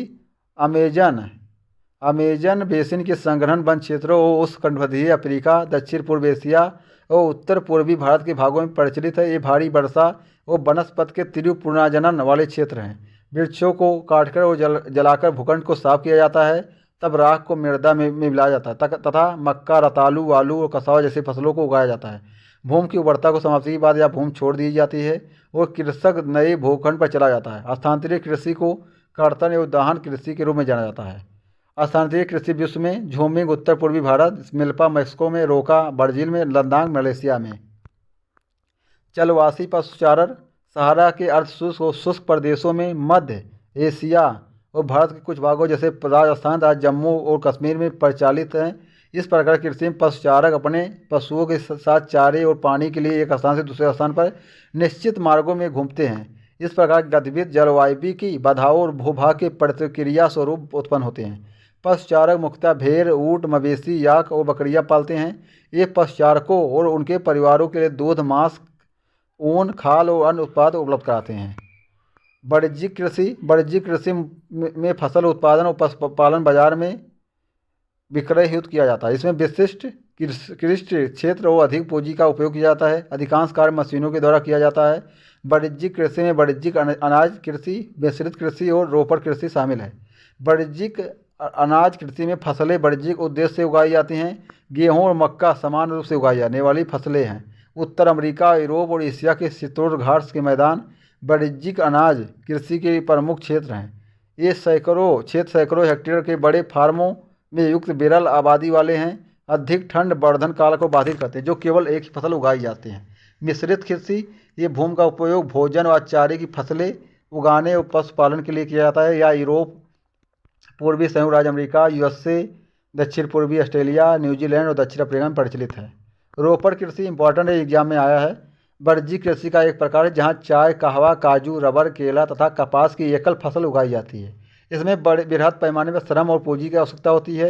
उत्पाद का प्रसंस्करण खेतों पर ही निकट के कारखानों में किया जाता है। इस प्रकार इस कृषि में परिवहन जाल के विकास की अनिवार्यता होती है। रोपड़ कृषि की मुख्य क्षेत्र विश्व के उष्णकटिबंधीय प्रदेशों में, मलेशिया में रबर, ब्राजील में कहवा, भारत और श्रीलंका में चाय इसके प्रमुख उदाहरण हैं। मुख्य फसलें, बढ़ती हुई जनसंख्या की आवश्यकताओं को पूरा करने के लिए विविध प्रकार की फसलें उगाई जाती हैं। फसलें कृषि आधारित उद्योगों के लिए भी कच्चे माल की आपूर्ति करती हैं।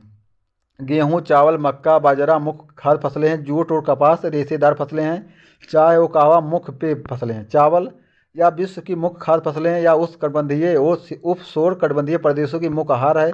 चावल के लिए उच्च तापमान, अधिक आर्द्रता एवं वर्षा की आवश्यकता होती है। यह फसल चीका युक्त जलोढ़ मृदा जिसमें जल रोकने की क्षमता हो से में सर्वोत्तम ढंग से बढ़ती है। चीन चावल उत्पादन में अग्रणी है। इसके बाद क्रमशः भारत, जापान, श्रीलंका और मिस्र है। अनुकूल जलवायु की दशाओं जैसे पश्चिम बंगाल और बांग्लादेश में एक वर्ष में 2 से 3 फसलें उगाई जाती हैं।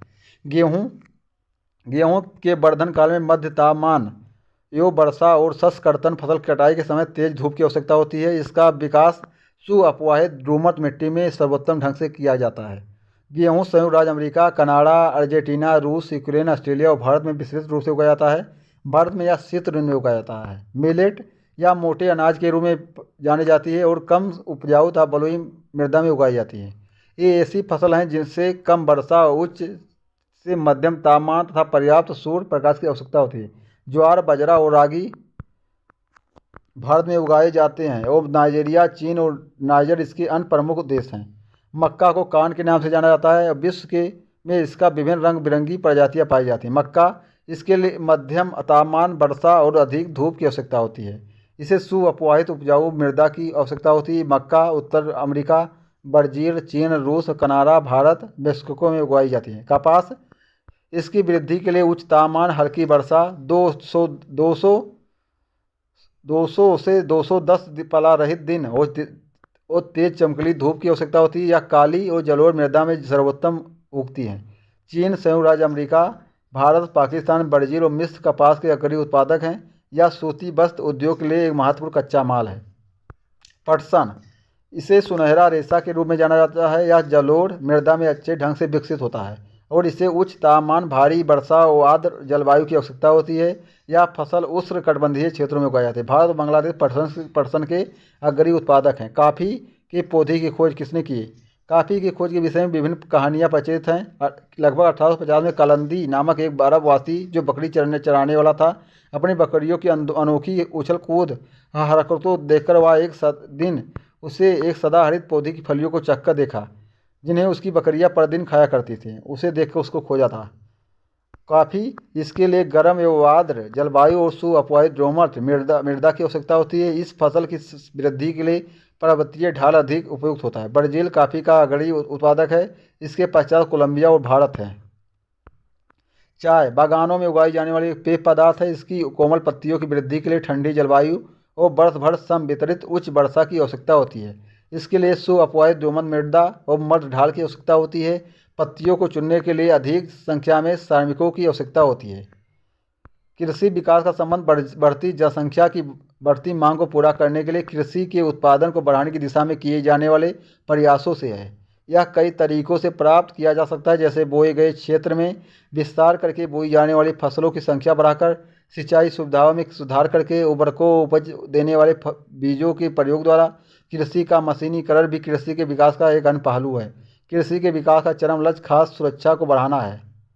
कृषि का विकास विश्व के विभिन्न भागों में विभिन्न गतियों से हुआ है। वो अधिक जनसंख्या वाले विकासशील देशों अधिकतर गहन कृषि करते हैं, जहाँ छोटी जोतों पर सामान्यतः जीविका उपार्जन के लिए फसलें उगाई जाती हैं।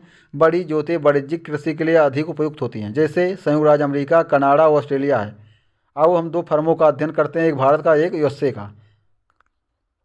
खाद्य सुरक्षा तभी बनी रहती है जब सभी व्यक्तियों को क्रियाशील और स्वस्थ जीवन जीने के लिए आहार की आवश्यकता हो और प्राथमिकता के आधार पर हर समय पर्याप्त, सुरक्षित और पौष्टिक खाद्य पदार्थ की सुविधा उपलब्ध हो।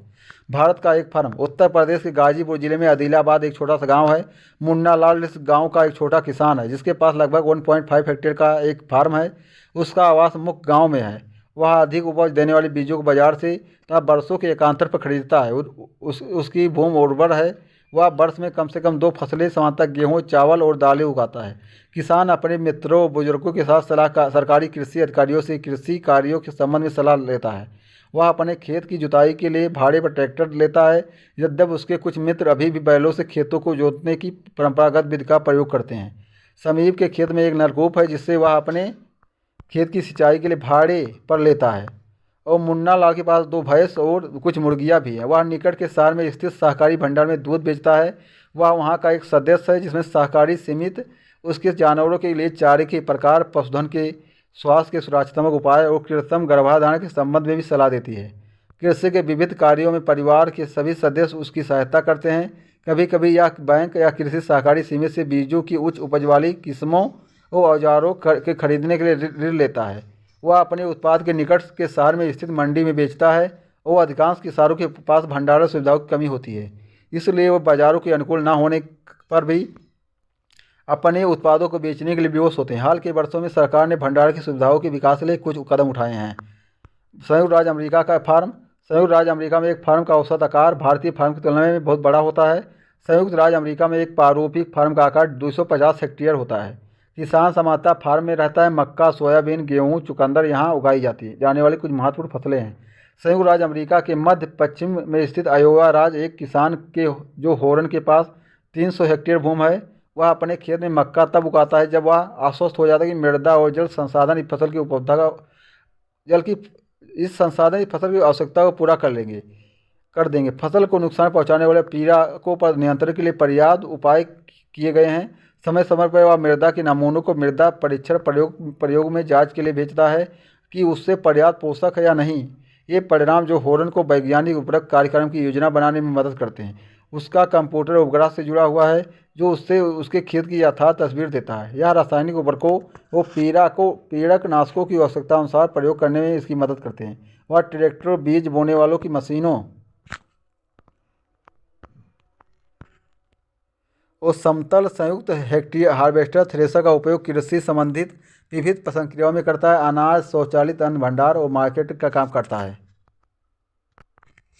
उद्योग। क्या आपने कभी यह विचार किया कि लिखने की अभ्यास पुस्तिका जो आपने इस्तेमाल में लाते हैं वह विनिर्माण की लंबी प्रक्रिया के बाद आपके पास पहुंचती है।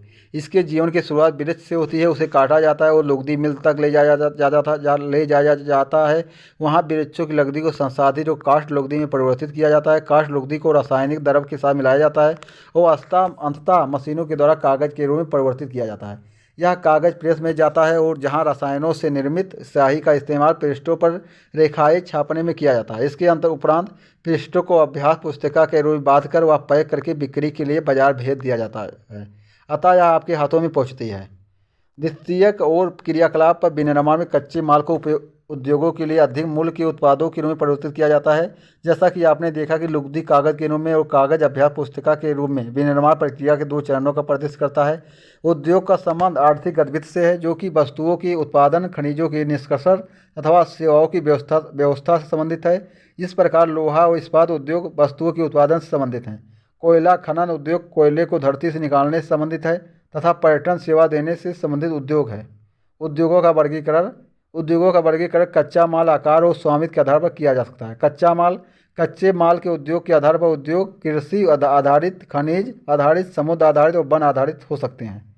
कृषि आधारित उद्योग कच्चे माल के रूप में वनस्पति और जंतु आधारित उत्पादों का उपयोग करते हैं।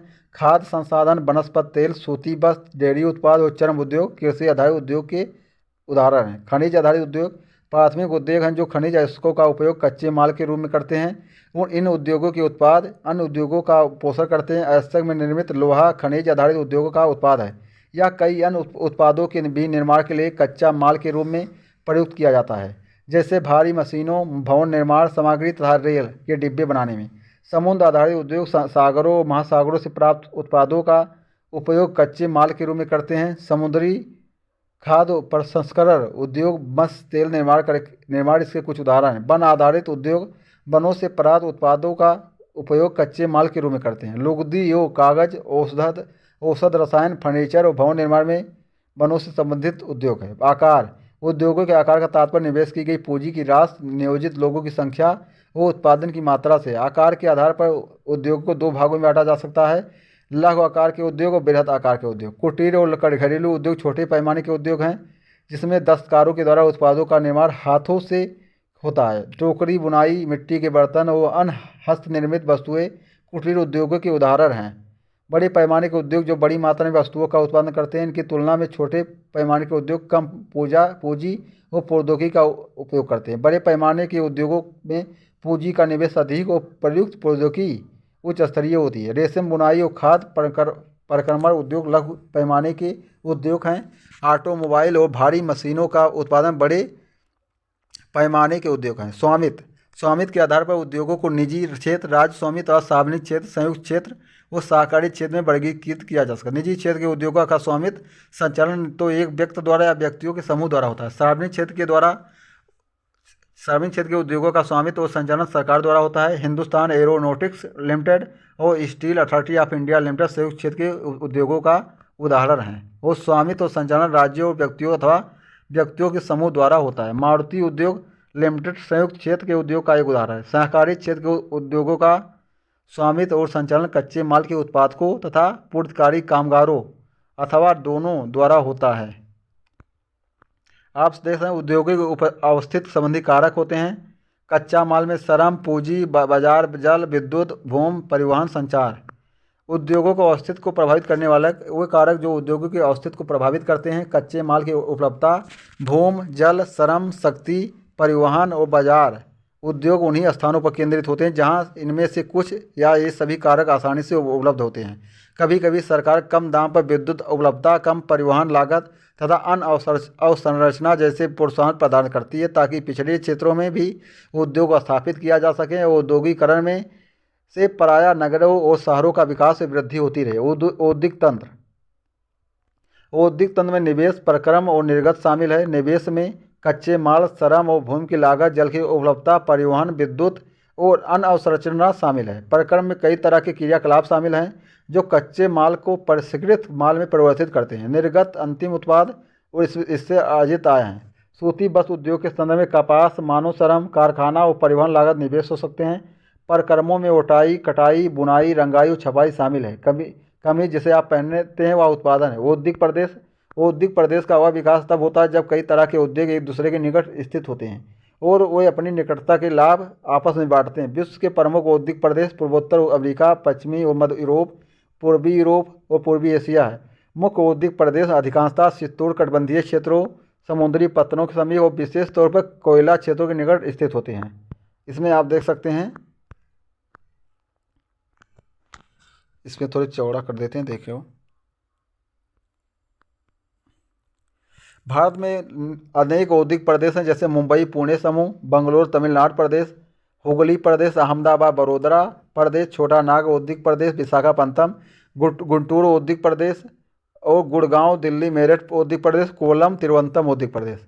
औद्योगिक विपदा, उद्योग में दुर्घटना विपदा मुख्य रूप से तकनीकी विफलता या संकट उत्पन्न करने वाले पदार्थों के बेतरतीब उपयोग के कारण घटित होता है। भोपाल में 3 दिसंबर 1984 को लगभग 0.034 बजे घटित हुआ।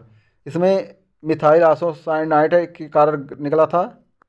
इसके कारण एक से अधिक बीमारी जैसे अंधापन, प्रतिरक्षा तंत्र की विकृत आदि शोध विकृतियाँ आदि पीड़ित हुई। 23 दिसंबर 2005 में चीन के गाँव कार्यो ये चोंगिंग में गैस कूप विस्फोट में 243 लोगों की मृत्यु हुई।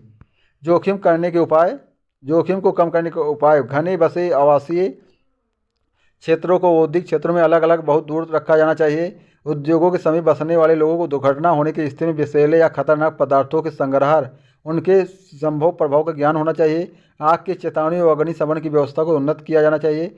विषैले पदार्थों की भंडार क्षमता को सीमा होनी चाहिए। उद्योगों में प्रदूषण नियंत्रण के उपायों को उन्नत किया जाना चाहिए। उभरते उद्योग, सनराइज उद्योग के नाम से जाना जाता है। इसमें सूचना प्रौद्योगिकी, स्वास्थ्य लाभ, सत्कार तथा ज्ञान संबंधी उद्योग हो। इंपॉर्टेंट सनराइज पूछा जा सकता है एग्जाम में। विश्व के प्रमुख उद्योग लोहा इस्पात उद्योग, सूती वस्त्र उद्योग, सूचना प्रौद्योगिकी उद्योग, लोहा इस्पात उद्योग, वस्त्र उद्योग काफ़ी पुराने उद्योग हैं, जबकि सूचना प्रौद्योगिकी उद्योग एक नया उभरता हुआ उद्योग है। वो देश जिसमें लोह इस्पात उद्योग अवस्थित जर्मनी, संयुक्त राज्य अमेरिका, चीन, जापान और रूस है। वस्त्र उद्योग भारत, हांगकांग, दक्षिण कोरिया, जापान, ताइवान में संकेतित है। सूचना प्रौद्योगिकी उद्योग के मुख्य केंद्र मध्यवर्ती कैलिफोर्निया के सिलिकॉन घाटी में और भारत के बेंगलोर घाटी में स्थित हैं। परगलन एक ऐसी प्रक्रिया जिसमें धातुओं को उसके अयस्कों द्वारा गलनांक बिंदु से अधिक तपाकर निष्कासित किया जा सकता है। लोहा इस्पात उद्योग, अन्य उद्योगों की तरफ लोहा इस्पात उद्योग भी बहुत से निवेश, प्रक्रम और निर्गत शामिल है। यह एक पोषक उद्योग है जिसके उत्पाद अन्य उद्योगों के लिए कच्चा माल के रूप में प्रयुक्त होते हैं। उद्योग के लिए निवेश में श्रम, पूंजी, स्थान और अन्य अवसंरचना के साथ साथ लौह अयस्क, कोयला और चूना पत्थर कच्चे माल के रूप में सम्मिलित होते हैं। लौह अयस्क से इस्पात निर्माण की प्रक्रिया में कई चरण शामिल हैं। कच्चे माल को झोंका भट्टी में रखा जाता है जहां यह प्रगलित होता है। इसके बाद यह परिशोधित होता है, प्राप्त उत्पाद इस्पात होता है और जो अन्य उद्योगों में कच्चे माल के रूप में प्रयुक्त किया जा सकता है। इस्पात कड़ा होता है और इसे आसानी से काटा और आकार दिया जा सकता है अथवा इससे तार बनाए जा सकते हैं। एल्युमिनियम, निकेल, तांबा जैसी अन्य धातुओं को थोड़ी मात्रा में इस्पात में मिलाकर इसकी मिश्र धातुएं बनाई जाती हैं। मिश्र धातु इस्पात को असमानता, कठोरता, दृढ़ता और जंग प्रतिरोधक क्षमता प्रदान करती हैं। इस्पात प्रायः आधुनिक उद्योगों का मेरुदंड कहलाता है।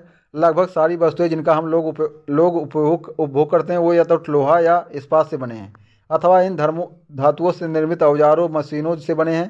पोत, रेलगाड़ी, ट्रक, ऑटो रिक्शा अधिकांशतः इस्पात से बने हैं। यहाँ तक कि सेफ्टी पिन और सुइयाँ जिनका उपयोग आप करते हैं वो भी इस्पात से बनती हैं।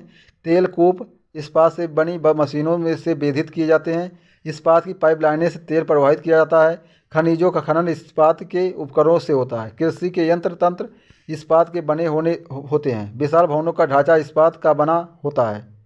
आप देख सकते हैं 1850 से और 1800 से पूर्व में कितना डिफरेंट हुआ है। जहाँ कच्चा माल, विद्युत आपूर्ति और बहता जल आसानी से उपलब्ध थे, बाद में उद्योग के लिए आधार स्थित कोयला क्षेत्र के समीप नहरों और रेलवे के निकट था। और 1950 के बाद लोहा और इस्पात उद्योग समुद्र मंथन के निकट सपाट भूमि के विशाल क्षेत्रों में केंद्रित होने शुरू हुए। ऐसा इसलिए हुआ क्योंकि इस्पात निर्माण का कार्य इस समय तक बहुत विशाल हो गया था और लौह अयस्क विदेशों से आयात करना पड़ता था। भारत में लौह इस्पात उद्योग कच्चा माल, सस्ते श्रम और परिवहन और बाजार, इसमें आप देख सकते हैं चित्र में, का लाभ लेते हुए विकसित हुए। सभी महत्वपूर्ण इस्पात उत्पादक केंद्र जैसे भिलाई, दुर्गापुर, बर्नपुर, जमशेदपुर, राउरकेला, बोकारो और एक ही प्रदेश में स्थित है, जो 4 राज्यों में स्थित है। ये 4 राज्य पश्चिम बंगाल, झारखंड, उड़ीसा, छत्तीसगढ़ और भद्रावती और विजयनगर कर्नाटक में, विशाखापट्टनम आंध्र प्रदेश में, सलेम तमिलनाडु में अन्य महत्वपूर्ण इस्पात के केंद्र हैं जो स्थानीय संसाधनों का उपयोग करते हैं। जमशेदपुर 1947 से पूर्व भारत में केवल एक इस्पात का कारखाना था, Tata iron and steel company limited TISCO, या निजी स्वामित्व में था। स्वतंत्रता के पश्चात सरकार ने यह कार्य अपने हाथ में ले लिया और बहुत से लोहा इस्पात संयंत्र स्थापित किए। झारखंड में स्वर्ण रेखा और खड़कई नदियों के संगम के समीप सगची में सन 1907 में टिस्को की शुरुआत की गई। बाद में सगची का नाम बदलकर जमशेदपुर रखा गया। भौगोलिक रूप से जमशेदपुर देश में लोहा इस्पात केंद्र के रूप में सर्वाधिक सुविधाजनक स्थान पर है। इसको आप इस चित्र में देख सकते हैं, इंपॉर्टेंट है। सागची को कई कारणों से इस्पात संयंत्र स्थापित करने के लिए चुना गया। यह स्थान बंगाल और नागपुर रेल मार्ग पर काली माटी रेलवे स्टेशन से मात्र 32 किलोमीटर दूरी पर था। यह स्थान लौह अयस्क, कोयला और मैग्नीज निक्षेपों के साथ साथ कोलकाता के निकट भी था, जहाँ विशाल बाजार उपलब्ध है। टिस्को को झड़िया कोयला क्षेत्रों में से कोयला और उड़ीसा तथा छत्तीसगढ़ से लौह अयस्क, चूना पत्थर, डोलामाइट और मैग्नीज प्राप्त होती। खड़कई और स्वर्ण रेखा नदियों से प्राप्त जल की आपूर्ति होती है। सरकारी प्रोत्साहन से इससे प्राप्त पूंजी उपलब्ध हुई है। जमशेदपुर में टिस्को की स्थापना के बाद कई अन्य औद्योगिक संयंत्र स्थापित की गई। इनमें रसायन इंजनों के पुर्जे, कृषि उपकरण और मशीनें, टीन की चादरें, केबल और तार का उत्पादन किया जाता है। भारत में लौह इस्पात उद्योग के विकास से त्वरित औद्योगिक विकास आरंभ हुआ। भारतीय उद्योग के लगभग सभी क्षेत्र अधिकांशतः अपने आधारभूत अवसंरचना के लिए लोहा इस्पात उद्योगों पर निर्भर हैं। भारतीय लौह इस्पात उद्योग भी बृहद समाकलित इस्पात संयंत्रों के साथ साथ लघु इस्पात भी मिल सकते हैं। इसमें द्वितीय उत्पादन, रोलिंग मिल और सहायक उद्योग भी शामिल हैं। पीटर्सबर्ग, यह संयुक्त राज्य अमेरिका का एक महत्वपूर्ण इस्पात नगर है। पीटर्सबर्ग के इस्पात उद्योग को स्थानीय सुविधाएं उपलब्ध हैं। कच्चा माल जैसे कोयला पीटर्सबर्ग में ही उपलब्ध है, जबकि लौह अयस्क मिनीसोटा की लोहे की खानों से प्राप्त होता है, जो पीटर्सबर्ग से लगभग 1500 किलोमीटर दूर है। इन खानों और पीटर्सबर्ग के बीच नौ परिवहन का सर्वोत्तम मार्ग ग्रेट लेक्स जलमार्ग है। यह अयस्क के नौ परिवहन हेतु सस्ता मार्ग है। ग्रेट लेक्स से पीटर्सबर्ग क्षेत्र तक लौह अयस्क रेलगाड़ियों से लाया जाता है और ओहियो, मोनगहेला और एल्गनी नदियों से प्राप्त जल प्राप्त होता है। आज पीटर्सबर्ग में बहुत कम बड़ी इस्पात मिलें हैं। ये मिल पीटर्सबर्ग के ऊपर मोनोगहेला और एल्गनी नदी की घाटियों में तथा पीटर्सबर्ग के नीचे ओहियो नदी के सहारे स्थित हैं। परिष्कृत इस्पात स्थल और जल दोनों मार्गों द्वारा बाजार में भेजा जाता है। पीटर्सबर्ग क्षेत्र में इस्पात मिलों के अतिरिक्त कई अन्य कारखाने हैं। ये रेल पटरी, उपकरण और भारी मशीनों के उत्पादन में इस्पात का प्रयोग कच्चे माल के रूप में करते हैं। ग्रेट लेक्स के नाम सुपरियर, ह्यूरन, ओटोरिया, मिशिगन और ईरी है। सूती वस्त्र उद्योग, टेक्सटाइल लैटिन शब्द है जिसका अर्थ टेक्सचर, जिसका अर्थ होता है बुनना। सूती वस्त्र उद्योग धागे से कपड़े की बुनाई एक प्राचीन कला है। कपास, ऊन, सिल्क, जूट और पटसन का प्रयोग वस्त्र निर्माण में होता है। उपयोग में लाए गए कच्चे माल के आधार पर वस्त्र उद्योग का वर्गीकरण किया जा सकता है। रेशे वस्त्र उद्योग के कच्चे माल जैसे रेशे प्राकृतिक तथा मानव निर्मित हो सकते हैं। प्राकृतिक रेशे ऊन, सिल्क, कपास, लिनन और जूट से प्राप्त किए जाते हैं और मानव निर्मित रेशों में नायलॉन, पॉलिएस्टर, एक्रिलिक और रेयान शामिल है। सूती वस्त्र उद्योग विश्व के प्राचीनतम उद्योगों में से एक है। 18वीं सदी के औद्योगिक क्रांति तक सूती वस्त्र हस्तकताई तकनीकों और हथकरघों से बनाया जाता था। 18वीं सदी में पाउल लूम ने पहले ब्रिटेन में और बाद में विश्व के अन्य दूसरे भागों में सूती वस्त्र उद्योग के विकास को आगे बढ़ाया। आज भारत, चीन, जापान और संयुक्त राज्य अमेरिका सूती वस्त्र के महत्वपूर्ण उत्पादक हैं। भारत में अत्यधिक गुणवत्ता के सूती वस्त्र उत्पाद करने की गौरवपूर्ण परंपरा रही है। ब्रिटिश शासन से पूर्व हाथ से कते और हाथ से बुने हुए वस्त्रों का एक विस्तृत भारतीय बाजार था। ढाका का मतलब मलमल, मसूलीपट्टनम की छेड़, कालीकट के केल्को तथा बुरहानपुर का, इस चित्र में आप देख सकते हैं, बुरहानपुर और सूरत और बड़ौदा के सुनहरी जरी के काम वाले सूती वस्त्र गुणवत्ता और डिजाइनों के लिए विश्वविख्यात थे। लेकिन हाथ से बने होने के कारण सूती वस्त्र का उत्पादन महंगा और बढ़ने से अधिक समय लेता था। इसलिए परंपरागत सूती वस्त्र उद्योग विश्व के नए वस्त्र मिलों से प्रतिस्पर्धा नहीं कर सका, जो सस्ते और अच्छी गुणवत्ता वाले वस्त्रों का निर्माण यंत्रीकृत औद्योगिक यूनिट में करते थे। पहली सफल यंत्रीकृत वस्त्र मिल मुंबई में 1854 में स्थापित की गई। कोष आर्द्र जलवायु, मशीन आयात के लिए पत्तन, कच्चे माल की उपलब्धता और दक्ष श्रमिक इस प्रदेश में इस उद्योग के द्रुत फैलाव में सहायक रहा है। प्रारंभ में यह उद्योग महाराष्ट्र और गुजरात राज्य में अनुकूल आर्द्र जलवायु का पनपा, लेकिन वर्तमान में यह आर्द्रता कृत्रिम रूप से उत्पन्न की जा सकती है और कच्ची कपास शुद्ध होती है। ये वस्त्र उत्पाद प्रक्रिया में इसका वजन कम नहीं होता है, इसलिए यह उद्योग भारत के विभिन्न भागों में फैल गया है। कोयम्बटूर, कानपुर, चेन्नई, अहमदाबाद, मुंबई, कोलकाता, लुधियाना, पचेरी और पानीपत। देश में प्रथम वस्त्र उद्योग 1858 में कोलकाता के समीप फोर्ट ग्लेस्टर में स्थापित किया गया था। और रिसरा में जूट कारखाना 1853 में। भारतीय वस्त्र उद्योग के कुल उत्पादन का लगभग 1/3 हिस्सा निर्यात किया जाता है।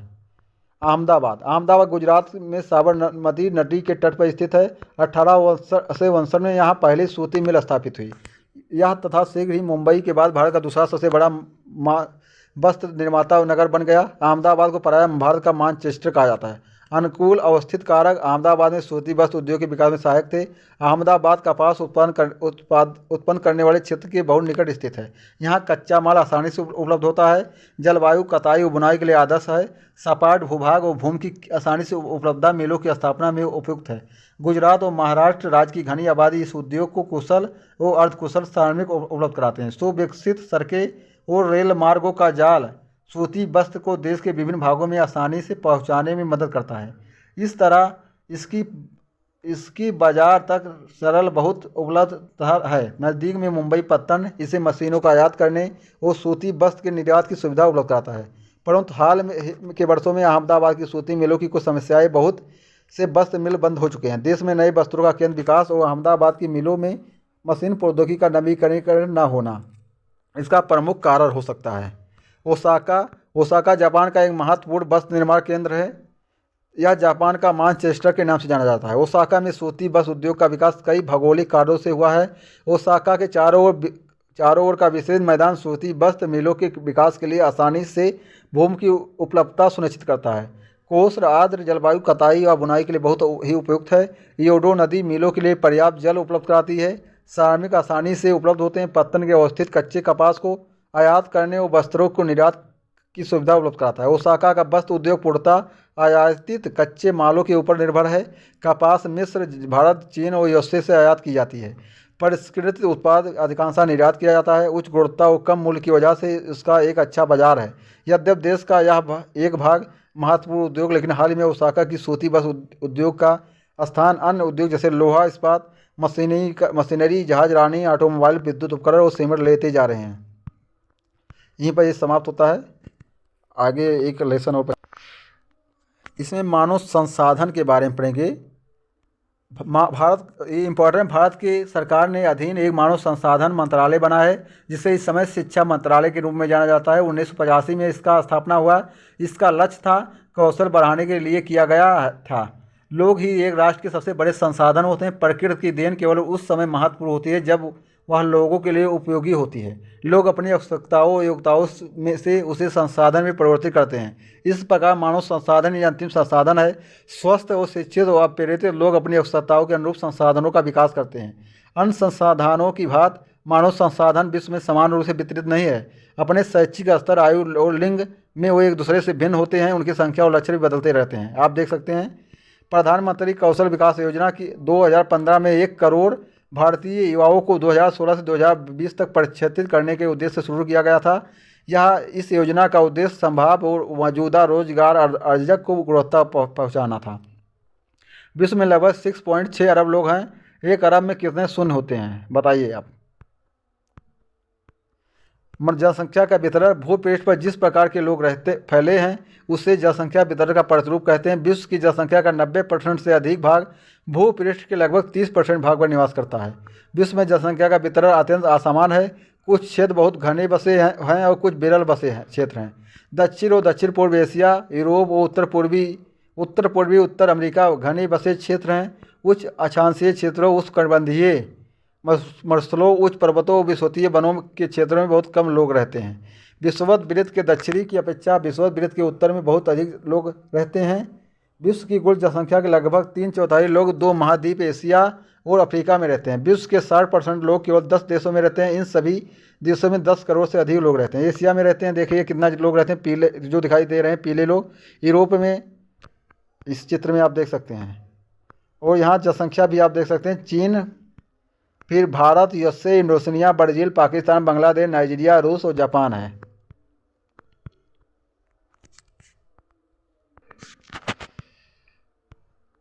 भारत की जनसंख्या घनत्व, औसत घनत्व 382 व्यक्ति प्रति वर्ग किलोमीटर है।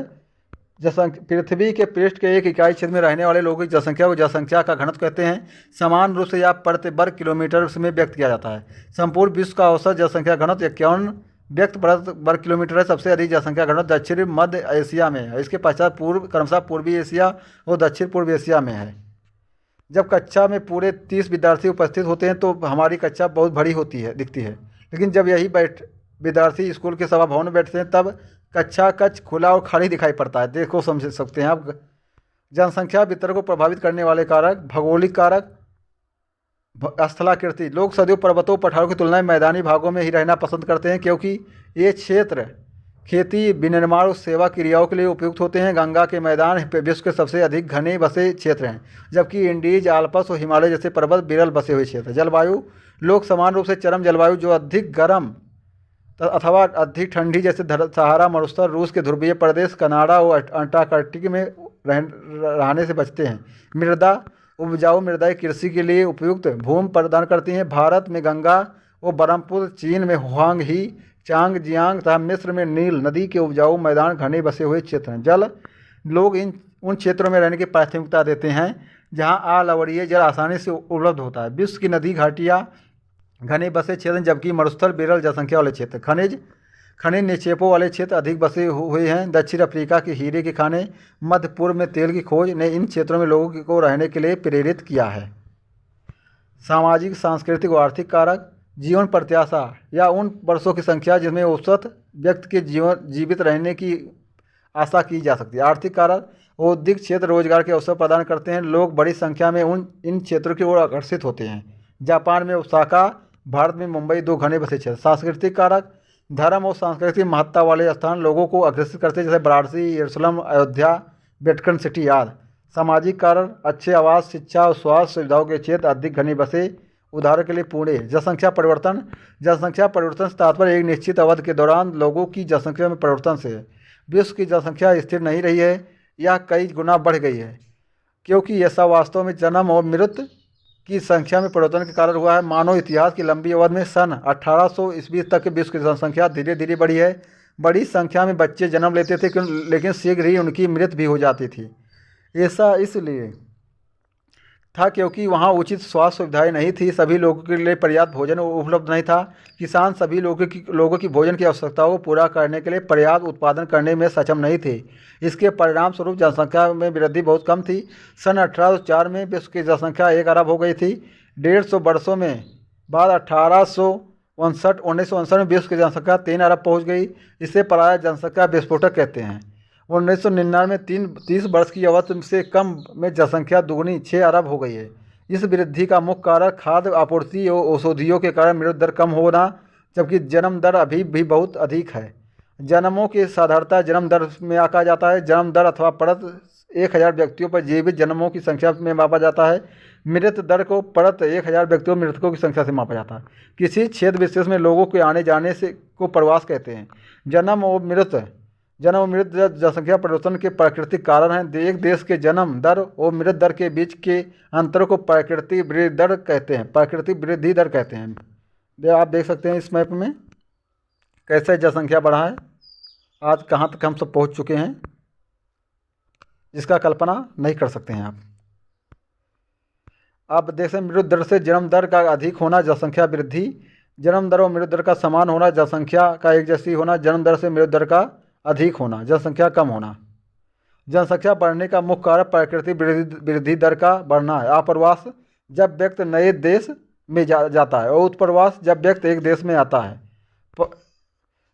प्रवास एक अन्य कारण है जिसमें जनसंख्या के आकार में परिवर्तन होता है। लोग एक देश से में अथवा देशों के बीच एक स्थान से दूसरे स्थान पर जाते हैं। उत्प्रवासी वे लोग होते हैं जो देश को छोड़ते हैं। आप्रवासी वे लोग होते हैं जो देश में आते हैं। संयुक्त राज्य अमेरिका और ऑस्ट्रेलिया जैसे देशों में भीतरी प्रवास अथवा आप्रवास द्वारा संख्या बढ़ी है। सूडान देश एक ऐसा उदाहरण है जिसमें लोगों के बाहर चले जाने अथवा उत्प्रवास के कारण जनसंख्या में कमी का अनुभव किया गया है। अंतर्राष्ट्रीय प्रवास की समान प्रवृत्ति यह है कि लोग अच्छे आर्थिक अवसरों की खोज में कम विकसित राष्ट्रों से अधिक विकसित राष्ट्रों में चले जाते हैं। देशों के अंदर बड़ी संख्या में लोग रोजगार, शिक्षा और स्वास्थ्य सुविधाओं की खोज में ग्रामीण क्षेत्रों से नगरीय क्षेत्रों की ओर चले जाते हैं। जनसंख्या परिवर्तन के प्रतिरूप। जनसंख्या वृद्धि की दर विश्व में अलग अलग है। यद्यपि विश्व की कुल जनसंख्या तीव्रता से बढ़ रही है, तथा सभी देशों में यह वृद्धि अनुभव नहीं की जा सकती। कुछ देशों में जैसे केन्या में जनसंख्या वृद्धि दर ऊंची है। उन देशों में जन्म दर और मृत्यु दर दोनों उच्च है। हाल ही में स्वास्थ्य सेवाओं में सुधार के साथ मृत्यु दर कम हो गई है, परंतु जन्म दर अभी भी अधिक है, जिससे वृद्धि दर बढ़ रही है। अन्य देशों में जैसे यूनाइटेड किंगडम में निम्न जन्म दर और मृत्यु दर के कारण जनसंख्या वृद्धि की दर मध्य है। आप इस मैप में देख सकते हैं जनसंख्या कहाँ बढ़ रहा है, कहाँ घट रहा है। ये देखिए इसे। जनसंख्या संगठन। किसी देश की जनसंख्या कितनी भी अधिक हो, वह उस देश के आर्थिक विकास के स्तर से कुछ अंतर नहीं पड़ता है। उदाहरण के लिए बांग्लादेश और जापान अति घने बसे देश हैं, लेकिन जापान बांग्लादेश से आर्थिक रूप से अधिक विकसित देश है। एक संसाधन के रूप में लोगों की भूमिका को समझने के लिए हमें उनके गुणों के बारे में जानने की आवश्यकता होती है। लोग अपनी आयु, लिंग, साक्षरता स्तर, स्वास्थ्य दशाओं, व्यवसाय और आय के स्तर पर एक दूसरे से भिन्न होते हैं। लोगों की इन विशेषताओं के बारे में जनसंख्या आवश्यक होता है। आप देख सकते हैं इस चित्र में। जनसंख्या संगठन हमारी यह जानने में सहायता करता है कि कितने पुरुष और कितनी स्त्रियां हैं, वे किस आयु वर्ग के हैं, कितने शिक्षित हैं और किस प्रकार के व्यवसाय में लगे हैं, उनकी आय का स्तर क्या है, वह स्वास्थ्य दशाएँ क्या कैसी हैं। एक देश के जनसंख्या संगठन का अध्ययन करने की एक रुचिकर विधि जनसंख्या पिरामिड है, जिसे आयु लिंग पिरामिड भी कहते हैं। एक जनसंख्या पिरामिड दर्शाता है कि कुल जनसंख्या विभिन्न आयु वर्गों में विभाजित है। उदाहरण के लिए 5 से 9 वर्ष और 14 से 10 से 14 वर्ष। कुल जनसंख्या का परसेंट इन वर्गों में से प्रत्येक वर्ग में पुरुष और स्त्रियां विभाजित हुए। जनसंख्या पिरामिड का आकार उस विशिष्ट देश में रहने वाले लोगों की कहानी बताता है। बच्चों की जनसंख्या 15 से निचले भाग में होता है। ये त्रिभुजा आकार के प्रतीत होने वाला आरेख दिखाता है। देखिए आप में दिखाई देता है, वो यह जन्म स्तर को दर्शाती है। ऊपर का आकार वृद्ध लोगों 65 वर्ष से अधिक की जनसंख्या दर्शाता है और मृतकों की संख्या को दर्शाता है। जनसंख्या पिरामिड एक देश में आश्रित लोगों की संख्या में बताता है। युवा आश्रित लोग 15 वर्ष से कम आयु की और वृद्ध आश्रित लोग 65 वर्ष से अधिक आयु की। आश्रित आयु जनसंख्या के अंतर्गत आते हैं कार्यरत आयु वर्ग या कार्यशील 15 से 65 वर्ष के लोगों को आर्थिक रूप से सक्रिय वर्ग में रखा जाता है। एक देश का जनसंख्या पिरामिड जिसमें जन्म दर और मृत्यु दर दोनों ही ऊंचे होते हैं, आधार पर चौड़ा होता है, ऊपर तीव्रता से संकरा होता जाता है। ऐसा इसलिए होता है कि बहुत से बच्चे जन्म लेते हैं, लेकिन उनमें से अधिकतर की मृत्यु शैशव काल में ही हो जाती है। कुछ ही बड़े होते हैं, इसलिए वहाँ वृद्ध लोग बहुत कम होते हैं। इस स्थिति को केन्या के पिरामिड द्वारा दर्शाया गया है। जिन देशों में मृत्यु दर विशेष रूप से बहुत छोटे बच्चों में कम हो रही है, युवा आयु वर्ग का पिरामिड चौड़ा है, क्योंकि शिशु पौरावस्था तक जीवित रहते हैं। यह भारत के पिरामिड में दृष्टिगोचर होता है। इस प्रकार की जनसंख्या में युवा सापेक्षित अधिक है। इसका अर्थ है मजबूत और वर्धमान बढ़ती हुई श्रम शक्ति है। आप देख सकते हैं इसमें का जन्म दर वाले जापान जैसे देशों में आधार पर पिरामिड सकरा है। घटी मृत्यु दर के कारण अधिक लोग वृद्धि आयु तक पहुंच जाते हैं। कुशल, उत्साही, आशावादी और सकारात्मक दृष्टि जैसे युवा जन किसी राष्ट्र के भविष्य होते हैं। हम भारतवासी भाग्यशाली हैं कि हमारे पास ऐसा संसाधन उन्हें योग्य उत्पादक बनाने के लिए, कुशल बनाने और अवसर प्रदान करने के लिए अवश्य ही शिक्षित किया जाना चाहिए। यहीं पर ये वीडियो समाप्त होता है। यदि आपको अच्छा लगे like share and subscribe my channel. धन्यवाद।